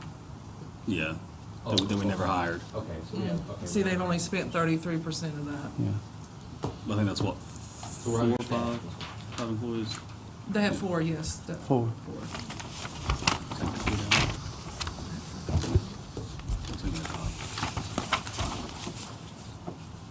They're asking. Supplies and materials, are we expecting that to be around 200% for the year, or have we bought all the supplies and materials for the year and used that budget? It's at 99%. Right there. Yeah, right there. You see it? We'd have to ask if they need more. Is that what's here? On your transfer outs, oh, you threw Mike, I'm sorry. Yeah, that just falls back to the price of materials just went up. So you expect that to be more? Yeah. So you didn't pre-buy anything? You haven't pre-bought for the rest of the year or anything? Well, we do, I mean, we have to keep stock, I mean, we can't wait till we have a pole break before we order a pole. Or, you know what I'm saying, we gotta have stock, and we're facing the same problems everybody else in ordering material. There's lead times that you can't, I mean, you order it, you may get it in a week, you may get it in a month, it may be 3 or 4 months. So we have to keep some, stock, on hand. Of course. And again, that's, everybody knows prices is crazy, and they're continuing to rise, so, I think that's one of the things that I had on my list that we need to increase was the budget for supplies. I took a note, it is. That take care of what you wanted to do. Yeah, thanks, I appreciate that. John, what about, the street lighting? Is that same situation? It says $0. Oh, it says did it. I think street lighting they bought for the year to make sure they can have some stuff in, but I don't think they, unless, they need more. I think they went ahead and bought like the 40 we budgeted for the year. Have you thought about being more efficient with their street lighting? We are to the point where we can't do sodium vapor lights anymore. Essentially, we can't get the parts for them, so we're starting to switch over to all LEDs as we replace them. And that's something we'll talk about when we get to the rate schedule of, all we have is the prices for sodium vapor. We need to kind of, make it updated because we're not really offering that service. If somebody wants a light now, we usually don't go with sodium vapor, we go with an LED. On the transfer outs, is that all the money that you transfer out of the electrical system? The 259? No. I noticed on past budgets, there was transfers of like 500 and some thousand besides. I don't know about that. I think the transfers you're referring to were when we got to the end of the year and there was a deficit and we had to transfer the money, but I don't think it was actually in a budget on paper. It just happened throughout the year. That's all that's happened thus far. Well, I mean, that was a large amount to take out of the. But it wasn't budgeted, like planned on. But you moved it to another I department. didn't. That was before I got here. So Well, I'm it was going- moved to another department. Yeah. Okay, so you're saying that's all will be transferred out? Thus far. Yeah. But anytime you get a deficit, you're going to transfer it out? Well, we have to. We don't have an option. Well, You can't spend the money and then not pay the bills. well, I think I would plan a budget. That's what we try to do, and that's Well, why we no, built I would in the plan a pilot. budget where I didn't have to transfer so much out of the electric because it makes the electric go up, the rates. Right. And does this, To do that, you'd have to go up on property taxes to offset the transfer. no, you wouldn't. You would have a sensible budget. All right. I could do All a right. pretty sensible budget. One other question. I think there's a lot of wasteful spending, a lot. All right. Okay. Number two, we tax the electric system 200 and some thousand. Is that in this Yep, figure? it is. That's the 259 somethings. The 259 is just essentially them paying their bills. The pilot is a payment in lieu of taxes, which is the 200,000. What now? The pilot is a payment in lieu of taxes, which is 200,000. Where it says transfer out, that is essentially the electric department just paying their bills. So when you take this 275,000, you're taking another 200 for taxes. Is that right? I mean, I don't see this taking, but the Well, money's, transferring it out. yeah. So we're taking out 275, But the 375. 275 is essentially them writing the check and paying their bills. It's not we're just 270. taking the money. Like, You're taking it from one department, moving it to another one. It's not paying the electrical bill. You're moving it from one department to another one to to pay the make up. salary, to pay the person that takes the bills, or if you own 4 businesses, you have a secretary. The secretary works for all 4 businesses. You're not gonna make one business pay the secretary's entire salary. You have all 4 businesses chip in to pay that salary. Essentially, that's what we're doing with the transfer out. If, that's a large amount, 500 some thousand's a large amount, for a secretary to take care of the electrical system. Electrical system is carrying everything. You take a little bit out of water and sewer and stuff, but the electrical is what's making it so high, is what you're transferring out. Okay, Lebanon doesn't do this because they don't have an electrical system. Bluefield doesn't. None of the surrounding towns have an electric system to use as a crutch. And what I'm saying, we should have a budget and look at it closely and not have to take it out of the electrical system to run all these rates up that's killing people. If other towns can do it without electrical system, why do we take our electric system and use it to fund other departments when we should look at that department and say, okay, we need to cut this? Like, I'll give you an example. We have an antiquated dispatch system. We need to go to 911, which it would cost us $0, but we're spending close to $300,000 for nothing. And if we took that, we could not have to take it out of the electric system, and we'd have a better 911 system. That's what I'm saying. We will always do that transfer out down there, as every other town does, because it's a shared cost. It's not Every other town don't have an electrical system to transfer it out. How do you transfer? Lebanon don't have an electric system. But they probably do it for water and They do sewer. it for water and sewer. Pardon? They do it for water and sewer. They, not this Those much. employees work for the water and sewer, just like our employees work for the I want a job. I want a job taking care of the electric system, $500 and some thousand. Guys, I'll tell you what I think, and Doug, Yeah. and Mike, and John, I'm listening very carefully. And it's not that the council nor the public doesn't deserve the conversation. My impression, excuse me, what we're doing right now is just taking in this information, but we don't have an actual budget presented to us right now. Is that correct? Correct. So, That's why we're bringing this up. yeah. So If you had to give us an overview, John. Right. What you giving us. May I make a suggestion? You may. There's several towns surrounding us that doesn't have an electrical system to use as a crutch. Why don't we do a study of how they do a budget and not kill the citizens with electrical? And some people are paying, I saw one bill, $1,900 a month. How do you pay that? Residents.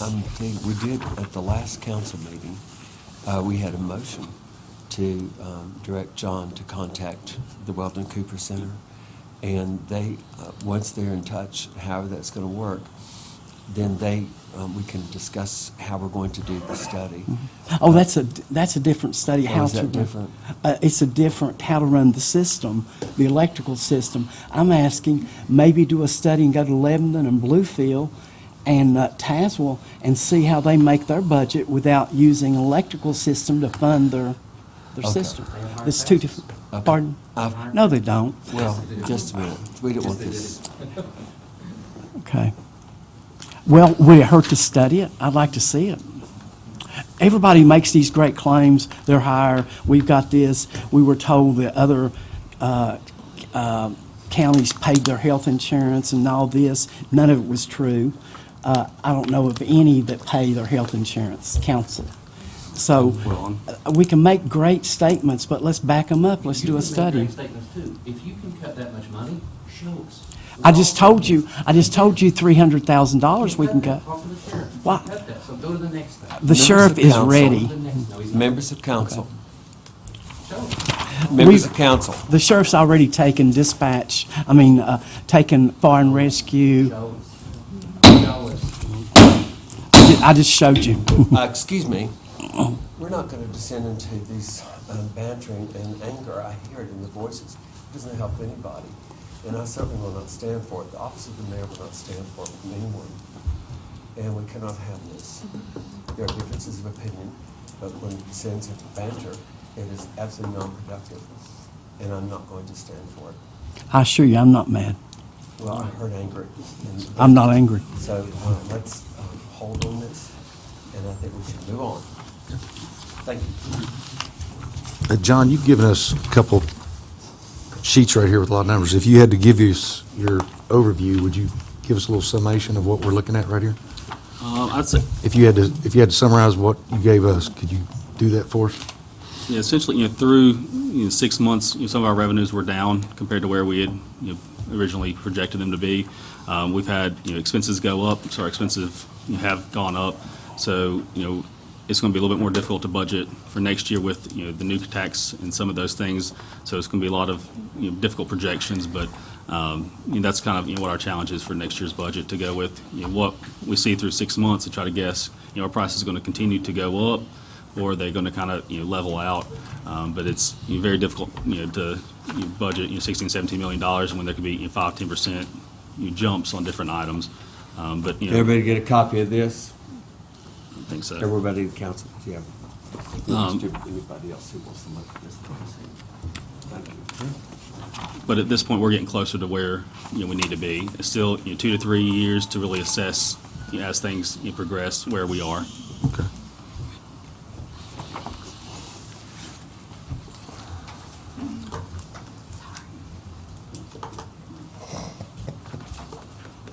The next item we have is the health insurance renewal,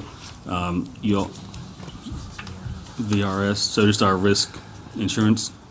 So I'll turn it over to Heather to kind of show you what she's handed out and kind of give you an update on that.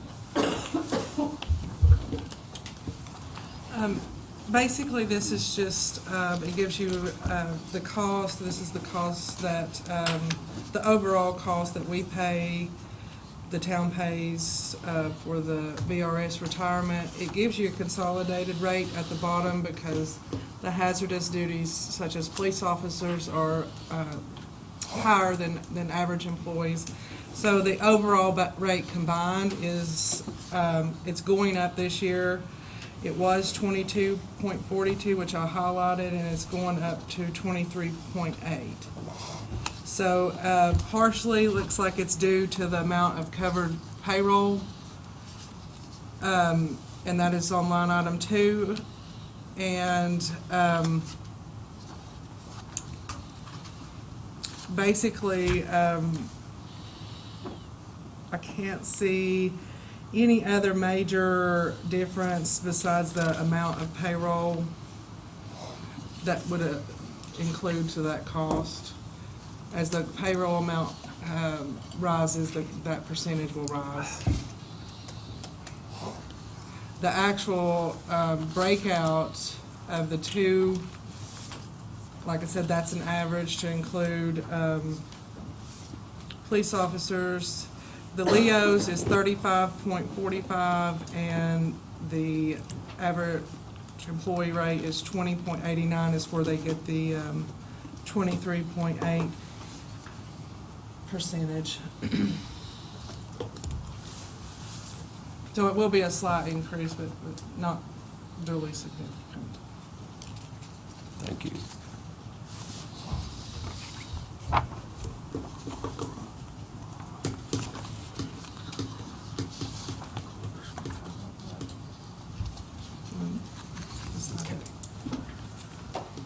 So this covers the, am I correct, VML insurance and retirement?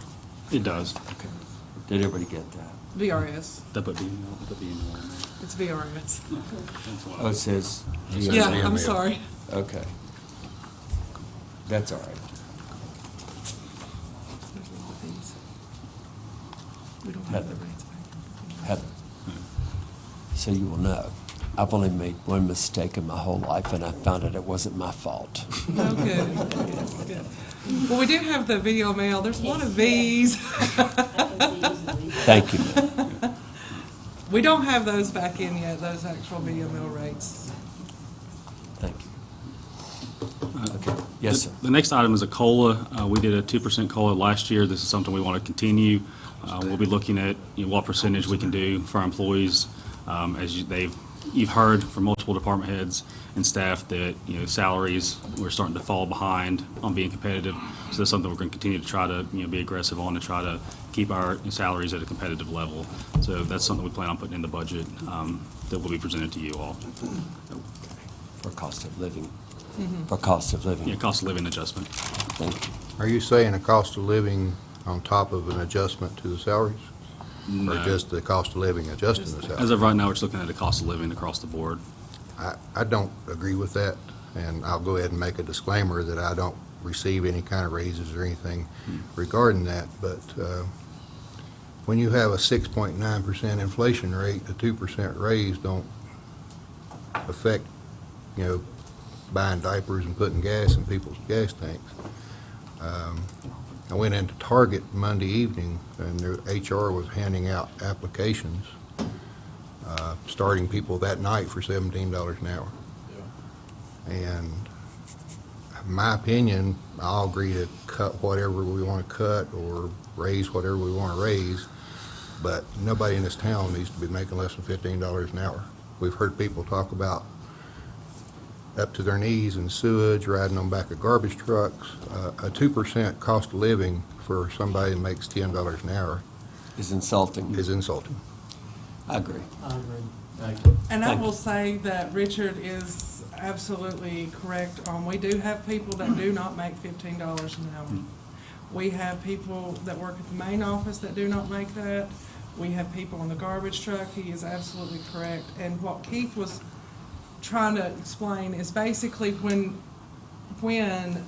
the minimum wage rose so fast, we have people, we couldn't rise that fast. We didn't have the ability to rise that fast. We were once viewed as the place to come for benefits, pay, and I mean, as you can see, like in the advertising costs, like it's went enormously up because we're losing people. We're losing a lot of people. They're leaving because we have to keep re-advertising jobs. And advertising's went up for one. Not so much locally, but if we advertise with, like the news press, no, the Voice is about the same, but like the news press, it goes through Bristol now, and it's like $300 to run a job ad, just a job ad. So we have plenty of people that does not meet $15 per hour. We have people that is mildly above that. When you're in that situation, those particular people, they make too much money to get any help, and then they are suffering even almost just to get enough things to come to work. And it kind of, the gap was too fast to close, like as far as the minimum wage and what these people were making. And I mean, they might be $2 to $3 difference from from $15. To make them competitive, like I suggested, why don't we look at the surrounding towns and look at every department and make them competitive with all the surrounding towns, like the police? They should be making what Tazewell, what Bluefield is. Our trash people should.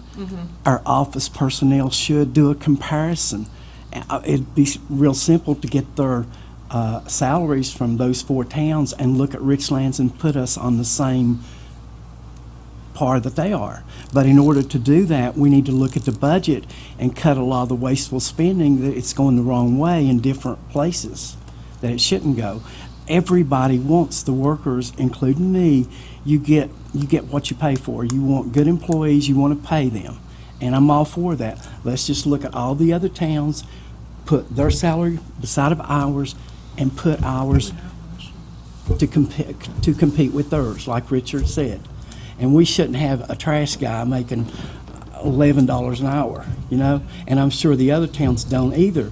But all I'm saying is we need to take a look at this budget and then we're paying, as I know it's repetitive, but we're paying for things that we don't need to pay for, that the county will pay for. And we don't plan things like when we did the budget for the salmon factory and the contract, I voted no, or no, I abstained. We didn't plan on having to hire another worker. That was not included in that million or so that we got. That's not going to last very long. We don't plan like we should. Doug, I think that's not a bad idea as far as the comparison.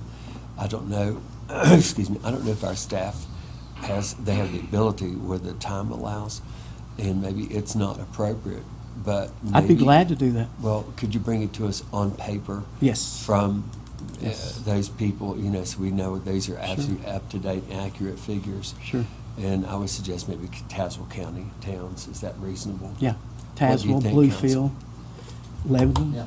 I'd allow the department heads to do their own research because they would have contact with. Okay. That's a good idea. So rather than member of Yeah. council, so it doesn't look like any partisanship, we would have, well, I don't want to put undue burdens. That is not my responsibility. John, if Yeah, you we wish can to do take- that. we can take care of that. That's not a That problem. is up to John. I think it's a great idea. Okay. Thank you. Well, unless things change with I think we're on track for a minimum wage of $15 an hour beginning in 2024. And I won't be on the council then, but somebody's going to have a hard time adjusting rates to pay salaries if we don't do something now to head that off. Okay. Thank you. Thank you, gentlemen. John, are you okay Yep. with these I got that. proposal? And it would be up to you. The department heads nor their employees work for us, they work for you. Could we add something to that, could each department have the number per population that they have in that department? You know, Well, like, we can- let's say a town of 4,800 people, what's a ratio of police to that population? Do we have too many police or not enough? You I know, think that, Doug, may I interrupt you? I'm sorry, but I do need to interrupt you. Shaking your head, yes, we can probably get those figures. As well as population, it's multifaceted. So I think we would need a lot of information that determines it. Sometimes population alone doesn't determine department to department. It's geography, it's lots of things. So the first thing I would say is to get the population. Thank you. And understand, it's a multifaceted picture. And not just one thing. Population alone doesn't determine, I wouldn't think, I know it doesn't determine how many employees you have in this department and that department. So I think it's a very good suggestion. I do have another suggestion from the mayor's seat. We are approaching the 10:30 mark, and the budget calendar, John. Just a handout. All right, let's go through that, and then I suggest we take a little recess, and we can enjoy the food. And I don't know who purchased it, but well, thank you very much, and we can all partake. And I would say anyone here who wants to partake, citizens, or I'm inviting you to eat the food I did not buy. Thank you. That's the best kind. It's always easy to give out other people's money. Thank you. I spent my life doing it. Do you understand, Jeff? Of course. They're all the same.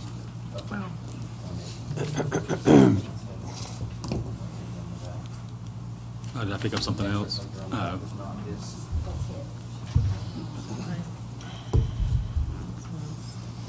All right, so essentially, this is just a basic kind of timeline of how we hope to go through the budget process. It's pretty aggressive, trying to get everything done early this year, instead of dragging it out longer than it has to. But if you go ahead and look at this timeline, kind of, if there's anything you put on your calendar, you can, but this is kind of our game plan as of right now to have the budget retreat now. By law, we have to have you all a draft budget by the 1st of next month. We hope to have that done mid-next week, so then we can go ahead and start get the advertisements in the paper to go ahead and have the first, I guess the public hearing and the first potential reading in April with the potential passing in May. But I wanted to give you all kind of a timeline, and then most of these items are already our regular scheduled meetings that you should have on your calendar, but I wanted to give you a timeline of what we anticipate this budget process this year looking like.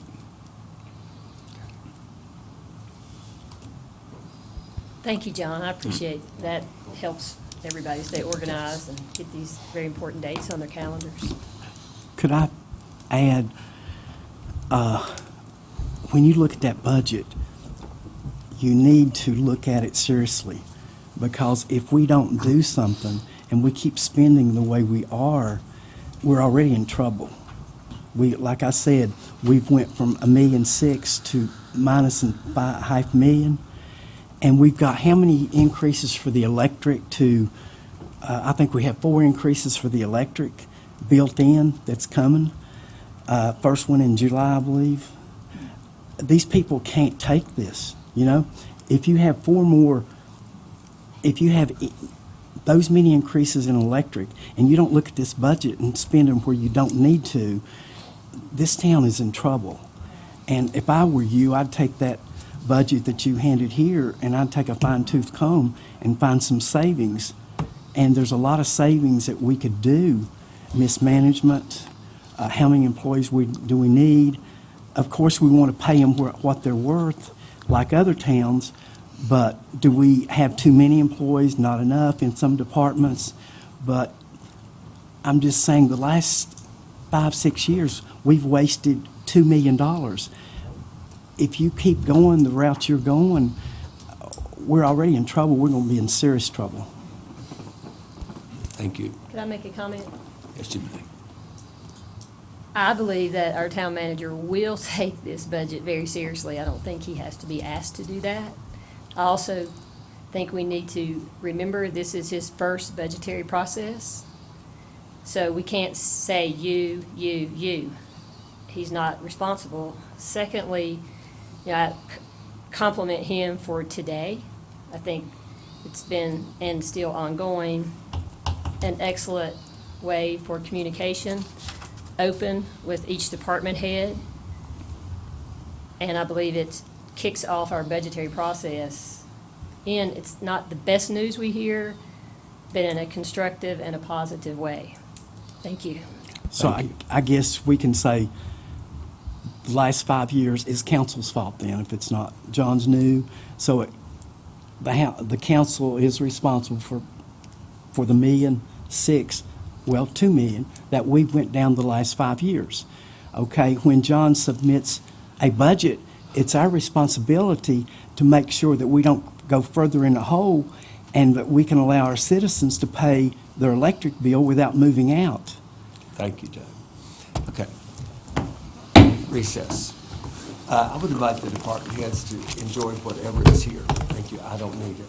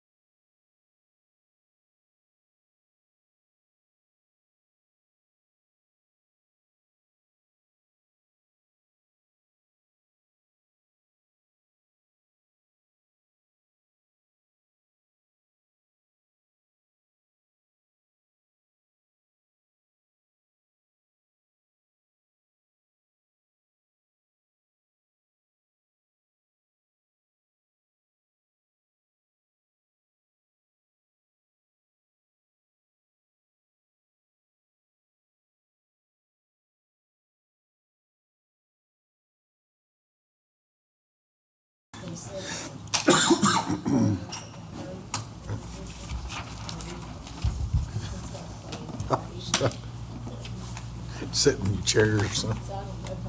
Does she know we're getting ready to start, Heather? Yeah. We cheat on your rehab. We need to start without her. Go ahead.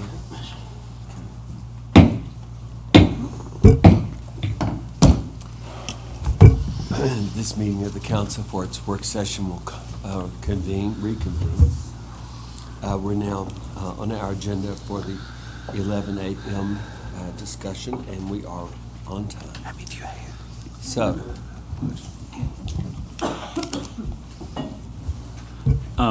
So we have a couple different items we wanted to hit, and then a couple, some of the bigger ones are at the end, but I wanted to hit Archive Social. This is a social media archiving service that we've subscribed to this year. So there will be an added cost for our IT moving forward.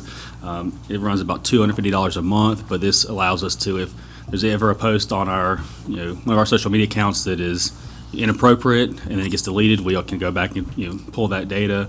Or if we get a FOIA request or something of that nature, this allows us to handle that. So we have it in place with our accounts now, but this will be a added cost moving forward. I just want to make you aware of that and know that we are covered now on our social media for any type of posts or anything that we ever have to pull from those accounts. What are they monitoring? They're like it's like a archive. So like anytime somebody posts it, they create a record.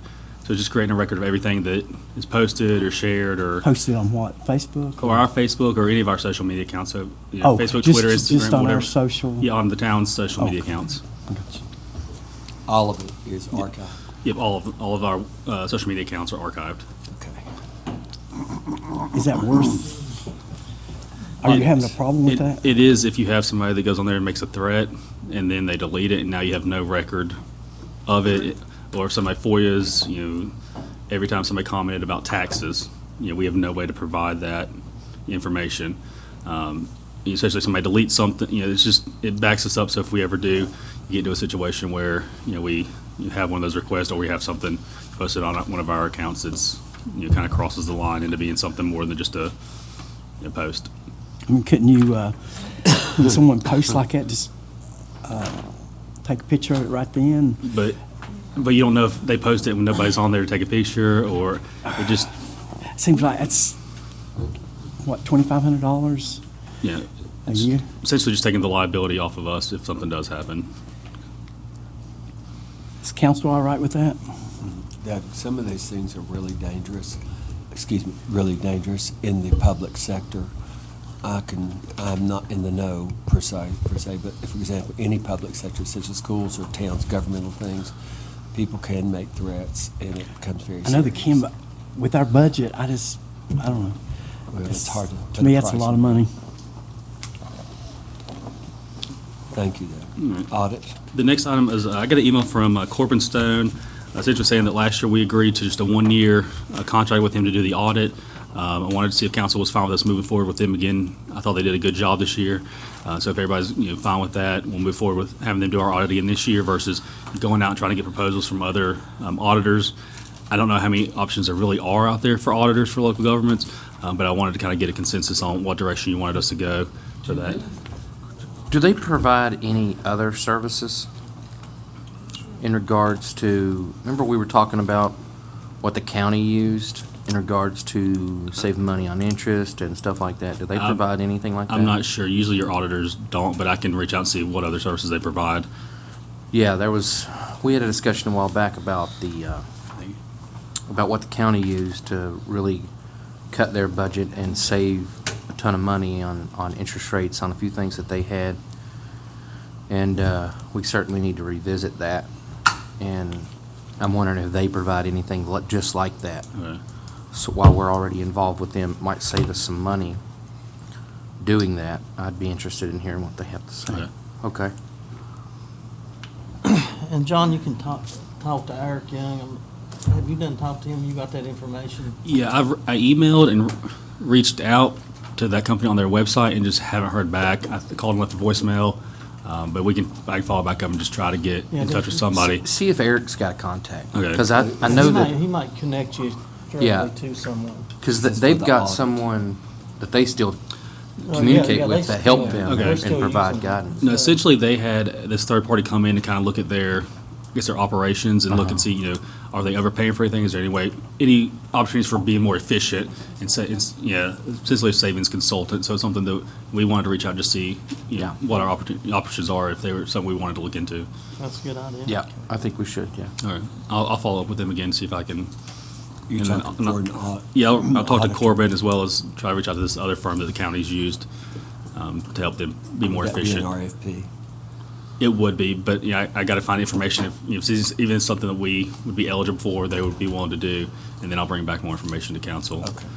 But if everybody's comfortable with us moving forward with Corbin and his audit firm again, we'll have them do our audit for next year. I'd just like to get a consensus on moving forward with that. And I would assume when we get a contract, we'll bring that back for formal approval, but Do you want a consensus now, Yeah. John? Will of the council, consensus? I agree. Mary? Sure. Mike? Yeah. Richard? Yes. Gerald? Jeff? Doug? all right, no objection. You have We'll- your consensus. all right, we'll get with him and start working on that contract to bring back to council. The next item is the zoning map and ordinance update study. This is something that we briefly discussed at our last council meeting. We originally budgeted, I believe, $30,000 in the line item for studies, I believe, under council. And, as you know, that we got one bid in that came in at $90,000. Planning Commission requested that we either add more money to it and try to do it, or that we put it back out for bid. So I'd kind of like some direction from council. Do you want us to leave that $30,000 in there for next year, or do you want to try to bump it up a little bit? Or do you want to move on to, another project? John, I don't know what council's will and pleasure is, but I think when we paid a professional company for our comprehensive plan, which really gives some guidelines on how to move ahead, I think we paid $60,000 for that. All right. So we have spent the money to pay the professional people to do these things. And so I just think I want to throw that out for council's comparison, what we have done in the past. I don't remember the company, they were from Richmond. Do you remember Richard? He was a really good guy. He came here and explained everything he helped us to develop our comprehensive plan because we, as you well know, we have to have one that's up to date. So, I don't know if anybody's really had a chance to read it recently, but anyway, it's there. Does everybody have a copy of the comprehensive plan?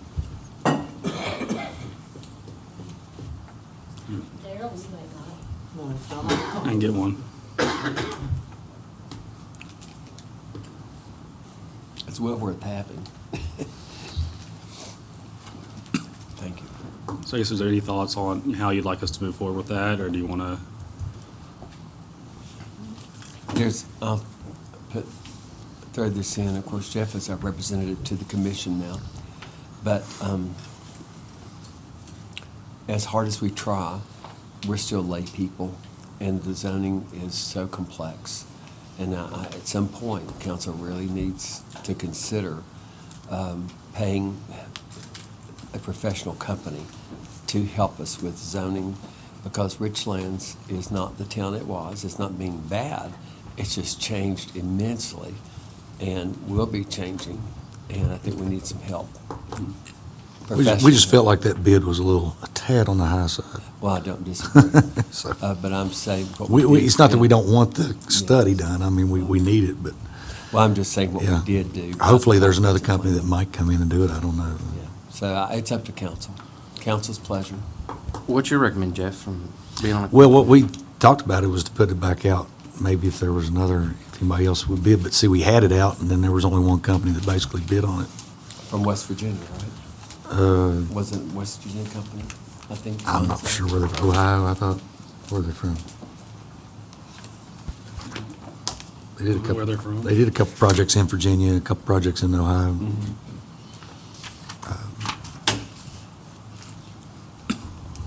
Was it What's the from chances West of them Virginia? pulling their bid? Like, what's the chances of them not bidding again if we were to open it back up? I think this bid is good through 1/29/2023. So we have some time if we, ever want to go back to it, but, they could always pull their bid, but I'd be for putting it back out. Yeah, I say I'm good That's with what we that. that's what we sort of thought, if anybody was interested, but then it's sort of, you already had it out It- and nobody bid, so. Like, Maybe. is there a different way to advertise? I mean, I'm green here. Is there another way to advertise for it to get more people, How did we get it advertise for it? in front of more people? We used it's EVA, it's like an online, that goes out to I guess contractors across the state of Virginia, and was our main way that Are we thought. limited to Virginia? No, because I think that any company can sign up for that. So it's like a listserv when, if you do paving, anytime a paving project comes up, you get a notification, or you can look at the bids or opportunities that came out that week. And that's, we thought that would be better than just putting it in like a local paper. Yeah, is there any way, does VML help in anything, any way of advertising or telling us ways that we could advertise for something like that? Not that I'm Nothing like aware that? of. They mainly do employment stuff. There's gotta be a way to reach more. I think we had several that actually talked to, but we only ended up getting one that actually submitted a bid. I think there were, Okay. a few that were interested or, reached out With to her. contacts for those people? We should. Okay. Let's reach out back to them and let's see if we can find a different way to advertise, Okay. to reach out to not just state of Virginia, I mean, Tri-Cities area. Ashley, when these people, John said they contacted you by phone, is that what they did, or email? It was actually, that one was for the revitalization. Okay. Oh, it was not for this? Right, yeah, it Okay. wasn't for this. So you Clarity, we only because- said that one person was interested in this one? Yeah. Oh, okay. I just thought it was unusual that someone would contact us like that, but I don't know that. No. You follow what I'm saying? Anyway, So we'll just plan to leave the 30,000 in there and then try to put it back out for bid, and then kind of reassess whenever that, that updated prices come in. It seems to me that, and I vaguely remember when we were working on the comprehensive plan, that we had zoning questions then that wasn't answered, and we used and correct me if I'm wrong, but it was somebody from VCU or somewhere out there, if we had a question regarding our current zoning laws in relation to someone like Hopkins Medical Associate, we referred that to them, and they made a decision based on the laws that we had on the book. Something happened between then and now to where we've let our local attorney and the council decide, and the zoning board decide without reaching out to that. But do you recall that? I don't recall who it was, but, and I can't, I'll try to find out. I can find out. I I'm mean, sure. just, that would be a temporary solution until we get all this other Right. stuff reviewed, if we have anything like that. But we definitely need professional help, because, again, we're lay people. All right. We'll put it back out and look see if there's any other ways we can advertise. And then we'll, bring it back to you all when we actually get hopefully some more quotes on that. The next item is the solar study that I mentioned at our last meeting. I got some more up-to-date quotes, and it'll be $11,000 to have that, a study on what we should potentially, pay for solar power put back on our system, as well as put in a ordinance or help draft an ordinance or policy that would put in the restrictions and the requirements for those. This is something that had a couple people over the last year you mentioned that they were interested in, and something that we need to have a policy in place before we start to allow it. So if it is something we want to allow, then we need to have some kind of policy in place, and this is probably the cheapest and easiest way to make that happen, unless council just decides that this time we don't want to allow solar to be behind the meter generation and go back onto our system. It's behind the meter, right? Correct.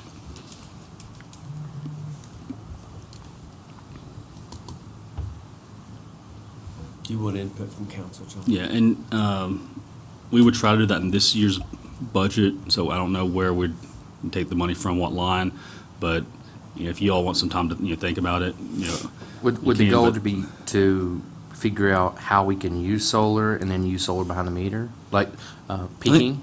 Big shaving? I think this would be mainly be like, if somebody wants to put solar panels on their building, and then they produce more electricity than they need. So our governance over. And they can sell it Sell back it. to our system. But it doesn't Okay. make sense for us to, pay them the retail rate, in most cases. So, what does it make sense to be, half of retail rate or a quarter, like, what makes sense for us? And, right now, I don't think we have people like beating down the door to install solar panels, but I'd like to have something in place before somebody goes and spends all that money thinking they can do something that, we don't have a policy that allows. To make money. Yeah, or essentially, they could get a credit, so then, if their building does use more electricity than they're producing, it would balance out. I can't answer that. Does it require, I have to really think about that. I So don't know. essentially, either. Anybody have thoughts on that, council? I think clarity is key. You don't know either? Yeah, it's a complicated. If we're going to allow, Electricity's not- we need to have a policy. If we're going to say, no, we're not going to allow it, then that's our policy. The answer is no. But I think it's something that, Instead of doing a study, why don't you look at other towns, what they're doing? it's not a study, it's paying them to draft a policy for us. You couldn't look at other towns and. I wouldn't want to be tasked with doing that when it comes to something like this that's, I'm not an electrical expert. I'd rather have people, because basically I think they're doing this also for another town that's in our region. So we're getting kind of the bulk price by, if we go in with this other town. Theirs is a much larger system, so they're paying a much larger percentage of the cost to do it. But they said that we could join in on that and, save money. But, they would want us to move forward pretty quickly. I don't know what to say, John, because I don't really know enough about it to make a remark, honestly. I think we need it. I think you're going to find with the rising cost of electricity, people are going to look for alternatives, and there may certainly be a lot of residential folks that look for residential solar, and we need to support that. We need forward thinking for sure. I can support it. Can I add something to that? Certainly. Just speaking from our standpoint and a safety issue, if we start letting Joe Citizen put power back on our grid, and we're working somewhere and we think we have it dead, and they're putting power back on us, I mean, that's something that have to be looked into also, that there's, a safety for us, because we can't go out working on a line we think's dead and somebody's feeding power back on it. It's the same thing with generators, that's why you have your transfer switch. Ellen, that's excellent, and I think that helps us make I would consider a momentary decision to say no for the time being, but it doesn't mean we're not going to pursue it. That's my thinking, until we consider the safety of our men, of our employees, and rates all come. But we could require that, same way with generators. So like, as long as the requirement is there to have that, safety piece of equipment in place, but, as right now, we don't have a policy. So it's. I get it. You're saying Okay. if somebody's running a generator, it'd be the same thing as running a solar panel, because it'd be potentially putting electricity back on the system. But there's, what do you call it, a switch? He's talking about the switches, bro. Yeah, so that would keep it, from, causing an issue if they, have the correct equipment per the policy. So what you're saying is the policy in place would help governance if something is cut on or not. It would say that, To help with the it'd be like, safety of- you have to have kind of like a backflow preventer Okay. on water, so, Okay. things that like, you have to have this type of meat. Okay. So like, but, this is something y'all want to kind of digest, and then we can discuss it at our next council meeting. I think it Yeah, has to I have think that's a mulling good time. idea. Okay, And we'll do thank that. you, John, let's go. Okay, so the grant update, we had several grants in the works that we're working on.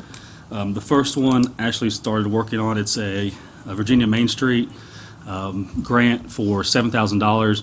We're required to match, I believe, 2,500 or 3,500. And that, we're looking at doing getting a consultant to do a branding for us. As you've seen in the county, most of the towns in the county have done branding so that, we can kind of market our town a little bit better. We think this is a great opportunity. It's a 2-to-1 match grant, so we have actually working on that. unless council objects to us moving forward with that. I think, it's a great opportunity to get some grant money to help, put a facelift on, the way people see us, especially, as they drive by or online or other platforms. So what is council's I think that's an excellent idea. The county did a really good job when they did their branding. All right, if everybody's good with that. The next one is Jessica has recently applied for a Skews Family Foundation grant to help with renovation of the tennis courts over at the Rec Center. So we're excited about that and hope to hear back from them soon. As soon as we do, we'll pass that information along because those courts are well past needing some renovations and some work on them. So we hope to get those back up to a condition that is a little bit safer for our citizens to be able to use moving forward. Recreation and economic development. And then the last one is we're working on a T-Mobile grant. This one, they do it every quarter, so we've got a couple ideas on that. We're waiting to get back some more information. Some of the things we would like to do, you'd have to do the work at a certain point of the year, so we want to make sure we don't apply in this quarter, and they want it done in 3 months when we can't start it till after that period. But we're looking at potentially some renovations at the Rec Center as well with that grant. I have a question. So it's a T-Mobile grant? Yes, it is. And can they accept several from the town? I would assume so. I think they're mostly looking at recreation-based funding opportunities. Quite a bit about it. They're very vague on their website. It's, grants tend to be like a little bit of information or, 100 pages. And they have gone the more simple route, but that's another grant we're working on to hopefully get some grant money in to help you renovate some of those spaces without using tax dollars. Spaces? At the Rec Center, like the pool, the upstairs, gathering room, and other areas around there. And those were the three main grants I wanted to hit and give an update on. Thank you. Are there any questions? Got an email yesterday from the Virginia Department of Conservation Fund, and they're doing a grant now, around the grants for basically trails. And I was thinking about the Riverwalk. I didn't know what the status was on that, but it's an 80-20 match. They just announced it yesterday. Or you can either do that or land acquisition for a trail. All right. Because or walking trail or something like that. All So right. We'll have to look at it. it was released yesterday because I'm on the email list in case they do it for the other round of grants. Yep, I think that's something we should consider. Yeah, we'll definitely look into it and get some more information to kind of see what we could potentially put together as a grant application. Because we did a study on that, I'm pretty sure. You can talk to us about it. The next item is code enforcement. This is something that's been brought up multiple times in the last year. And the issue we have with code enforcement is code enforcement doesn't have a budget. So when somebody refuses to mow their grass, we can only try to get voluntary cooperation. So you do the letters, you talk to them, you prod as much as you can. But if you have somebody that just refuses to do it, it puts us in a difficult situation. Same with dilapidated homes. As you know, we've discussed a couple different properties that truly need to be torn down or demolished. So I wanted to ask when I looked at it, where I've worked before, we usually had about $30,000 budgeted. So I was going to say see if for 1 cent on the tax rate, property tax, would bring about $28,000 for that. Essentially, when you do code enforcement, you spend the money knowing you probably won't ever get it back. But since we don't have anything in there, so this would allow code enforcement to say, okay, we're going to get a list of the worst houses in town or worst properties. We're going to tear down and clear off 1 or 2 a year, based on the cost, as well as when people don't mow their grass, we send somebody in there, mow it, send them a bill, put a lien on their property. So you start to be able to move faster and quicker to help clean up some of these areas we get complaints about. So I wanted to get some kind of discussion. Is that something you think is that important, or is it something that you want to continue kind of handle it the way we have in the past? And John, what was the thought, your thought on how to fund it? 1 cent on the real estate tax. But I'm up to just what council. I just went through and the things that we have gotten the most complaints about. What would be council's choice? I think that it is that important. I get calls continually, and really all you have to do is drive through our town. There's dilapidated homes, homes that have been burnt, grass needs mowed, but we don't have any way to enforce it. I'm not sure about how we fund it, that'd be up for discussion, but I'm sure y'all get calls too. The enforcement is really important. Before that I don't know house about is, the funding. excuse me, before that house is sold, if you put a lien on it, you get paid then, right? Well, it depends on, how much back taxes are on it, and, if the house only sells for $2,000 and we spend $10,000 to tear it down, so there's an opportunity, or if somebody may pay their bill for the grass and wind, but, in my experience, if somebody let a house fall down in that bad a shape, usually it's not worth, you're not gonna recoup much by the time we get our taxes, the county gets theirs. There's not a lot left for the additional, or somebody else would have bought the property, tore it down, and then, made money off of it, some third-party person, but, there's potential to get some of the money back, it's just not, one-for-one trade-off. I think we need code enforcement as far as the adding a cent to the real estate tax. I think we need to be very careful about that. On how we fund it. Thank you. One thing I would say on that is, when you're looking at other departments regarding what salaries are, or rates are, or whatever, you'll find that code enforcement usually falls under the auspice of the town hall or the town government, not the police department. It's the same as a zoning administrator. Basically, it's an employee of the town hall itself. At some point, we switched code enforcement to become a criminal matter with the police department, and I don't know that that's ever been effective, to be honest with you. Well, I'm if more that has focused on happened, then I would say it's ineffective based on the fact we're talking about it. And I think what happened was that, you would have a lot that the grass was overgrown on, and, the town halls had the ability to go out and have their street department go out and mow it and then assess that cost onto their utility bills. When it falls back on the auspice of the police department, then it's like you have to have a complaint and then a ticket issued and a court fine, and then there's no rest, it never gets taken care of when it becomes a police matter. Is there, not necessarily the actual dilapidated properties, but more of the grass and the upkeep? Are there ways to charge folks for that?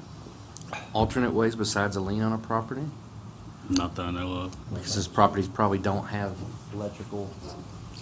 Like I just said, there's other jurisdictions place the cost of mowing or the cost of whatever, the upkeep on that, on the utilities. And then if it's an empty lot or whatever, basically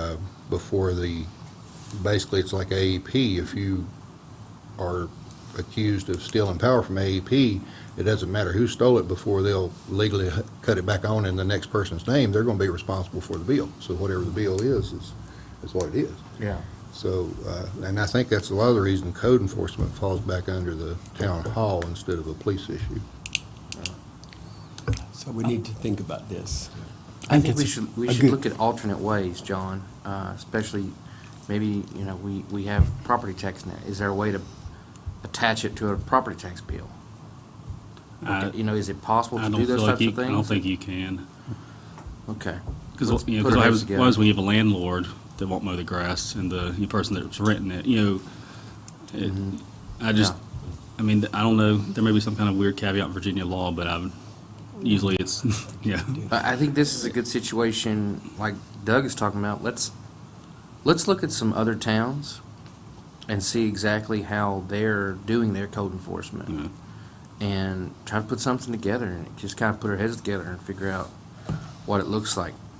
I don't like the idea of 1 cent on personal or any tax for code enforcement. I think we try to find it or find alternate ways. I think we need to get together and really try to figure it out and put our heads together.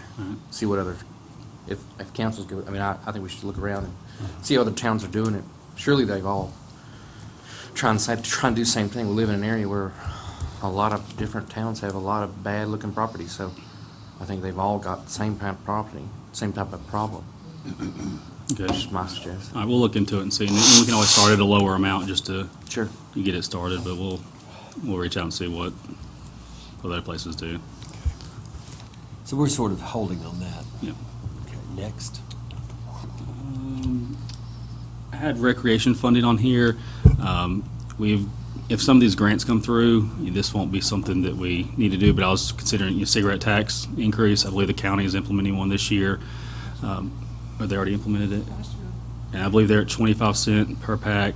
I believe we're at 18. So there's, a gap there for some potential revenue. I don't know where, that may end up going towards salaries or whatever. But I wanted to, mention that, there is that gap where we are lower than the county. So there's some potential for some revenue there on a, use tax that I wanted to make everybody aware of. It's a 7 cent difference. I believe so, if my numbers are right. 40% last year. Uh-huh. 40% increase last year. What I'll is have the- to look and see the exact difference, but there's I believe more than 7%. What's the revenue per penny? It'd be 8,277, so about 50, just shy of 58,000 total, if we went up the full. To match. I think Tazewell does that. They give maybe 1 cent or 2 cents to the Y because they don't have a pool. Well, it's not the pool, but they use the Y. All right, We could confirm just for comparison. yeah. And I think it's the cigarette tax that they. Yeah, I think usually try, if you can pair cigarette tax with some kind of healthy alternative recreational, it tends to be, what's been done in places I've seen. But that's something we're kind of just looking at. I want to make you all aware of it. We haven't really made any decision or. Right, it's just Yeah. something to explore, research. Yeah. Okay. All right. Capital needs, as you've heard, every department has capital needs.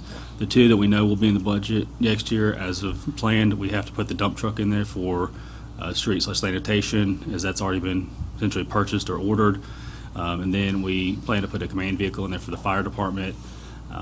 Beyond that, we're still looking at our other capital needs to see what else we'll be able to purchase in this coming budget year.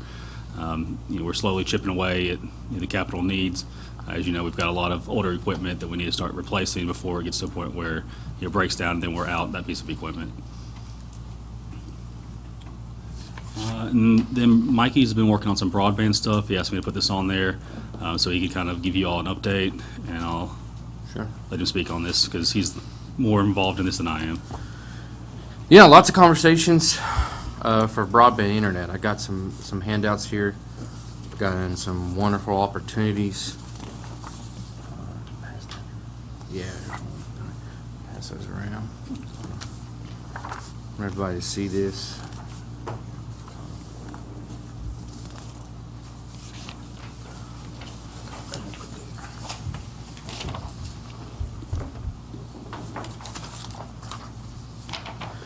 So obviously it's something I've been pretty vocal about for our town and the growth of our town and the future of our town, given the fact that we own our distribution, our poles, and the opportunity that presents us with potential fiber, broadband internet for the entire town of Richlands. I've had multiple conversations with multiple people within the state of Virginia, and there's good news. It does appear that there are opportunities for grant money for us, okay? I've been in contact with the Department of Housing and Community Development, and there is a Virginia Telecommunication Initiative grant available for the town of Richlands that we're wanting to apply for $800,000 grant opportunity. We'll be seeking around $640,000. The match for Richlands will be 20%. So that's what the match will be for the entire broadband project for the town of Richlands. This does include newly added Hidden Valley. Hidden Valley doesn't have poles.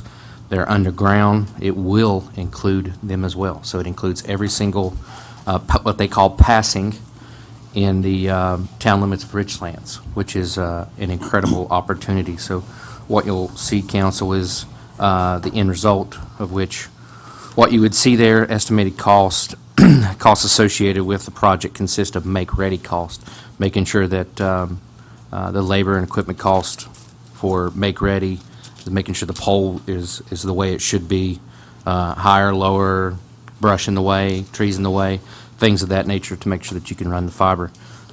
Estimated make-ready costs are $10,000 per plant mile. So based on what we have 73.88 miles of total approximate line, so that's about $800,000 for that project. This is a very competitive grant. The grant timeline we have here, it's very thorough. Applications are due the 25th of August, so we've got some time. They open June the 2nd, so I will literally be applying for this grant on behalf of the town, myself, as well as John. We do have the first steps complete in regards to a broadband planner from the state of Virginia, as well as folks from the broadband side to help us apply for such grants, and they've been very, very successful in the past. There is opportunity for the cost, which for us is 20% match of $160,000. There is a potential of sharing that with the county. That's not something that I can currently speak about yet, but I hope to be able to do that in the future, in future meetings. At this point, we're just seeking the allocation of the money, not spending the money, just the allocation of it so that we can start the grant process. If you'll look down at end result 2, in negotiations with Point Broadband in regards to Wi-Fi, they have been gracious enough to offer us multiple free service Wi-Fi broadband spots in the town of Richlands. The negotiations have went as far as if we were to handle the upfront labor and equipment costs for that, they would provide that service for free forever. Okay, so we do have potential locations such as the Section House, Flannery Field, Marion, Strongfield, Critterville, Farmers Market, Public Library, and the Rec Park. All of these locations could potentially have free internet service.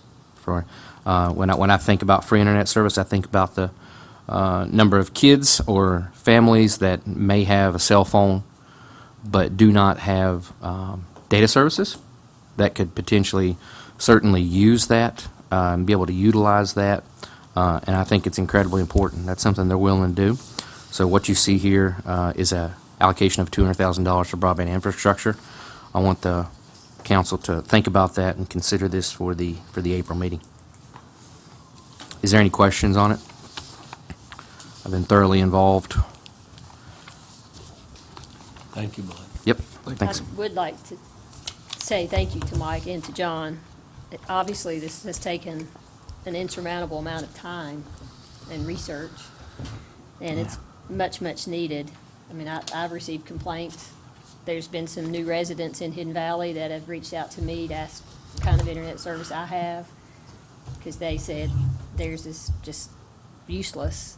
But having the other areas in town, I mean, I think Jessica would agree, it would be wonderful to have at the Rec Park in Critterville. And Richlands Little League is going to be hosting another major state tournament, not this year, but next year. Lots of tournaments. You have a lot of out-of-town people there. So I really do appreciate it, Mike. I see it as a major win for our town. Yeah, and it's something I've been talking to our local supervisor, and it's something that could potentially impact not just a certain amount of citizens, but every single citizen. And I think that's important to look at when you start allocating funds and making sure that you can touch everyone with something. I mean, is there potential to attract folks that are moving away from more populated areas for, if they have, better internet service? Just, people are moving away from cities and things like that. Can we attract those types of people? So, something to think about. Thank you, Mike. Yep. Okay, let's see here. We have replacement of lost revenue funds discussion. This is what we're calling ARPA funding. This is based on what Mike has requested. I plan at the next This is essentially what we're calling the ARPA funds now. At our next council meeting, based on what Mike's requested for the broadband, I'd like to have further discussion on starting to allocate some of those funds, not officially saying that's how we're going to spend them, but just saying we're going to set this money aside with this intent. And then when we actually get to the point of actually spending the money, going out for contracts, the council will have to officially approve that money, but go ahead and start, setting it aside. So as Mike said, he can go after this grant. If we don't set it aside, it's, some of the people involved are less likely to want to, continue to work with us on that. So I'd like to have some discussion, at our next meeting with council on, go ahead and start and set some of that money aside for the wastewater plant, potentially this project, and a couple other things. So we'll have further discussion at our next meeting. Okay. The next item is the utility tax and rate increase or update. I want to remind you that we do have scheduled increases for electric, water, sewer. Over the last couple of weeks, Mike's reached out to me a couple times on the electric rates. We have a proposed increase for the coming year. Based on our discussion, I reached out to Blue Ridge Power and GDS to kind of see what we can do. I anticipate that AEP will catch the town of Richlands in our rates in the next couple of years. Was there anything we can do to try to offset or spread out the increases? So I have scheduled a meeting with them to discuss that further and just to kind of see what our options are. Blue Ridge Power. Yeah, and GDS, who helps with our rate studies, to see if, instead of going up, one chunk next year, could we take that and divide it up and go that chunk over the next 2 years, or somehow ease into it a little bit better than we originally planned on. But I hope to have some more information for council to discuss further at our next meeting, just to kind of see what we can do to try to ease in these electric rates. As I anticipate, AEP has several increases coming down the pipeline that I think eventually they're going to catch back up to us if nothing changes on our end based on what I've seen. But until we get some more information, I don't have anything beyond that. Just to say something we're looking into to try to see what we can do with our rates, but to continue to cover our cost. We're talking to them to see maybe how we can adjust that projection to ease into the increases. And the last thing, the rate schedule update. We have several things that over the last year, different departments have mentioned to me regarding our rate schedule and riders. And there's a couple things that aren't even in there that we offer. So for example, somebody needs a truck of crush and run or something of that nature. Sometimes, we'll provide that and take it to their house and put it in the street and spread it for them. But we have a flat rate on what that costs. With the volatility of the market right now, I think it's more appropriate to put, market cost plus 5% plus a $50 delivery fee. We're not really in the rock delivery business, but it's something we've offered as a service to our citizens. But it doesn't make sense if we're not charging enough to at least cover our cost. So that's something we're going to look at updating. We have some things where we have different rates have been put into place over the years, and they just haven't been updated. Similar to that, and we had, I think, also the LED lights, like you mentioned, in our cost, our rate schedule. All it has is sodium vapor in there. We're at the point where you just can't get replacement parts, so when one goes out, we're replacing it with LED anyways. So it makes sense now to kind of put language in there that that says we're going away from those, and these are what we will provide at the rates that make sense for those new light installations. So there's a few things like that that we just want to make sure that they were put in place 10, 20 years ago, and since then the cost of just doing business has gone up. So we want to make sure that we're charging a fair rate. So that'll be something that I bring back for discussion as we go through the budget. John, I have one question. Okay. You're talking about street lighting. Yes. Street lighting. Or no, like if you have a safety light or area light at your house, you can pay the town $10 a month, and they install one on the pole and it shines in your front yard. Right. So we're not able to do those sodium vapor lights anymore, so we're having to switch over to LEDs. So we just want to make sure that what our rates match up to what we're actually doing. Okay, thank you. If I'm looking correctly, we're at the end of the agenda. Yeah. To be decided, does council want to meet, we have our regularly scheduled meeting. Is it April the 12th? What is the date? I believe so. 12th. I believe it's April 12th. A regularly scheduled meeting for the council on April the 12th. Is council satisfied to wait until then to get all these updates that we're looking forward to receiving? All the proposals for the budget and all these other updates, whatever. Shall we discuss those during our regular council session, council? I think we would need that time. You will get a copy of the draft budget before then. I believe we have to get to you by the 1st, so you will have that in hand sooner, but some of these other items, as we get the information, we'll pass it along. If it makes sense to pass it along early. If it doesn't, we'll hold it till the meeting. That's fine. And I appreciate that. Any other discussion on anything here? If we're done with this, I'd like for council to allow me to give an update on something else, as I'm not going to be here on April 12th. I have a prior commitment that I cannot get out of and will not be able to attend that meeting. Only if council allows. Council, would you like Mike to give an update on, what is the topic, Mike? Flooding. An update on flooding. I'm done. Mary Ann, are you okay with that? Yes. Richard, Doug, Jeff? Yes. Bill, go ahead. Yes. Okay, just really quick, Mary Ann and I, as well as John, attended a meeting. I want council to know that Virginia Department of Emergency Management will be coming to our next meeting. Unfortunately, I won't be able to attend, but I'm very caught up and fully supportive of what they're trying to do. They have a significant amount of grant funding to provide us a scope grant, a planning grant for assessing our flood situation, as well as, trying to figure out what the problem is. So they'll be coming to talk to council. Mary Ann and I were in that meeting, and we suggested that they actually come and give it to all of council so that you can understand what they can. It was terrific. They were, they're going to help us the entire way. Where did you meet, Mike? Virginia Department of Emergency Management. Where did you meet?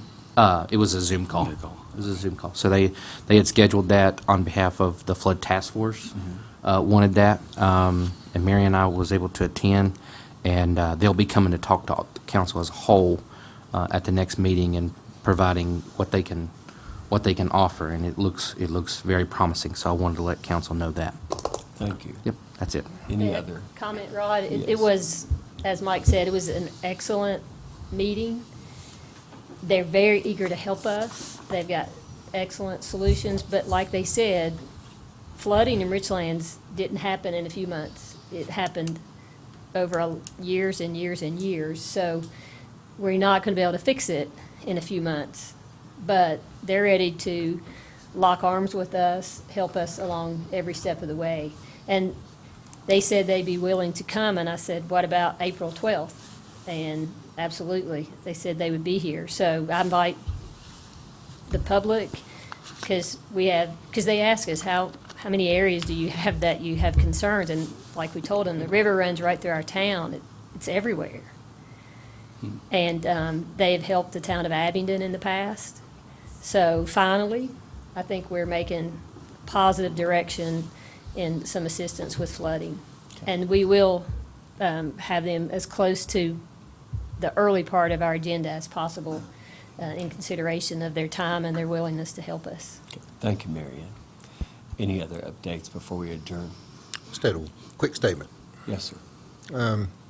I'm guilty of this myself, but, today, this morning, a lot of things that we talked about, we relied on seeing what somebody else does, whether it's rates or salaries or, something's happened. We're the largest town in this county, and for 4 years, I've not heard anybody outside of this town say, let's look and see what Richlands is doing. I mean, at some point, we got to stand on our own and do the hard things. And to be honest with you, it's a little bit embarrassing for us to have to go out and base our decisions on what somebody else is doing. Right. Thank you, Richard. Any other updates? I just personally want to say, on behalf of the town, thank you to members of council for coming here on Saturday morning. Thank you to the manager and staff and the clerk for coming here on Saturday morning. Thank you to all of our department heads for coming here and sharing your input and your reports. and to the citizens. I'm most appreciative. Without further ado, this meeting is adjourned.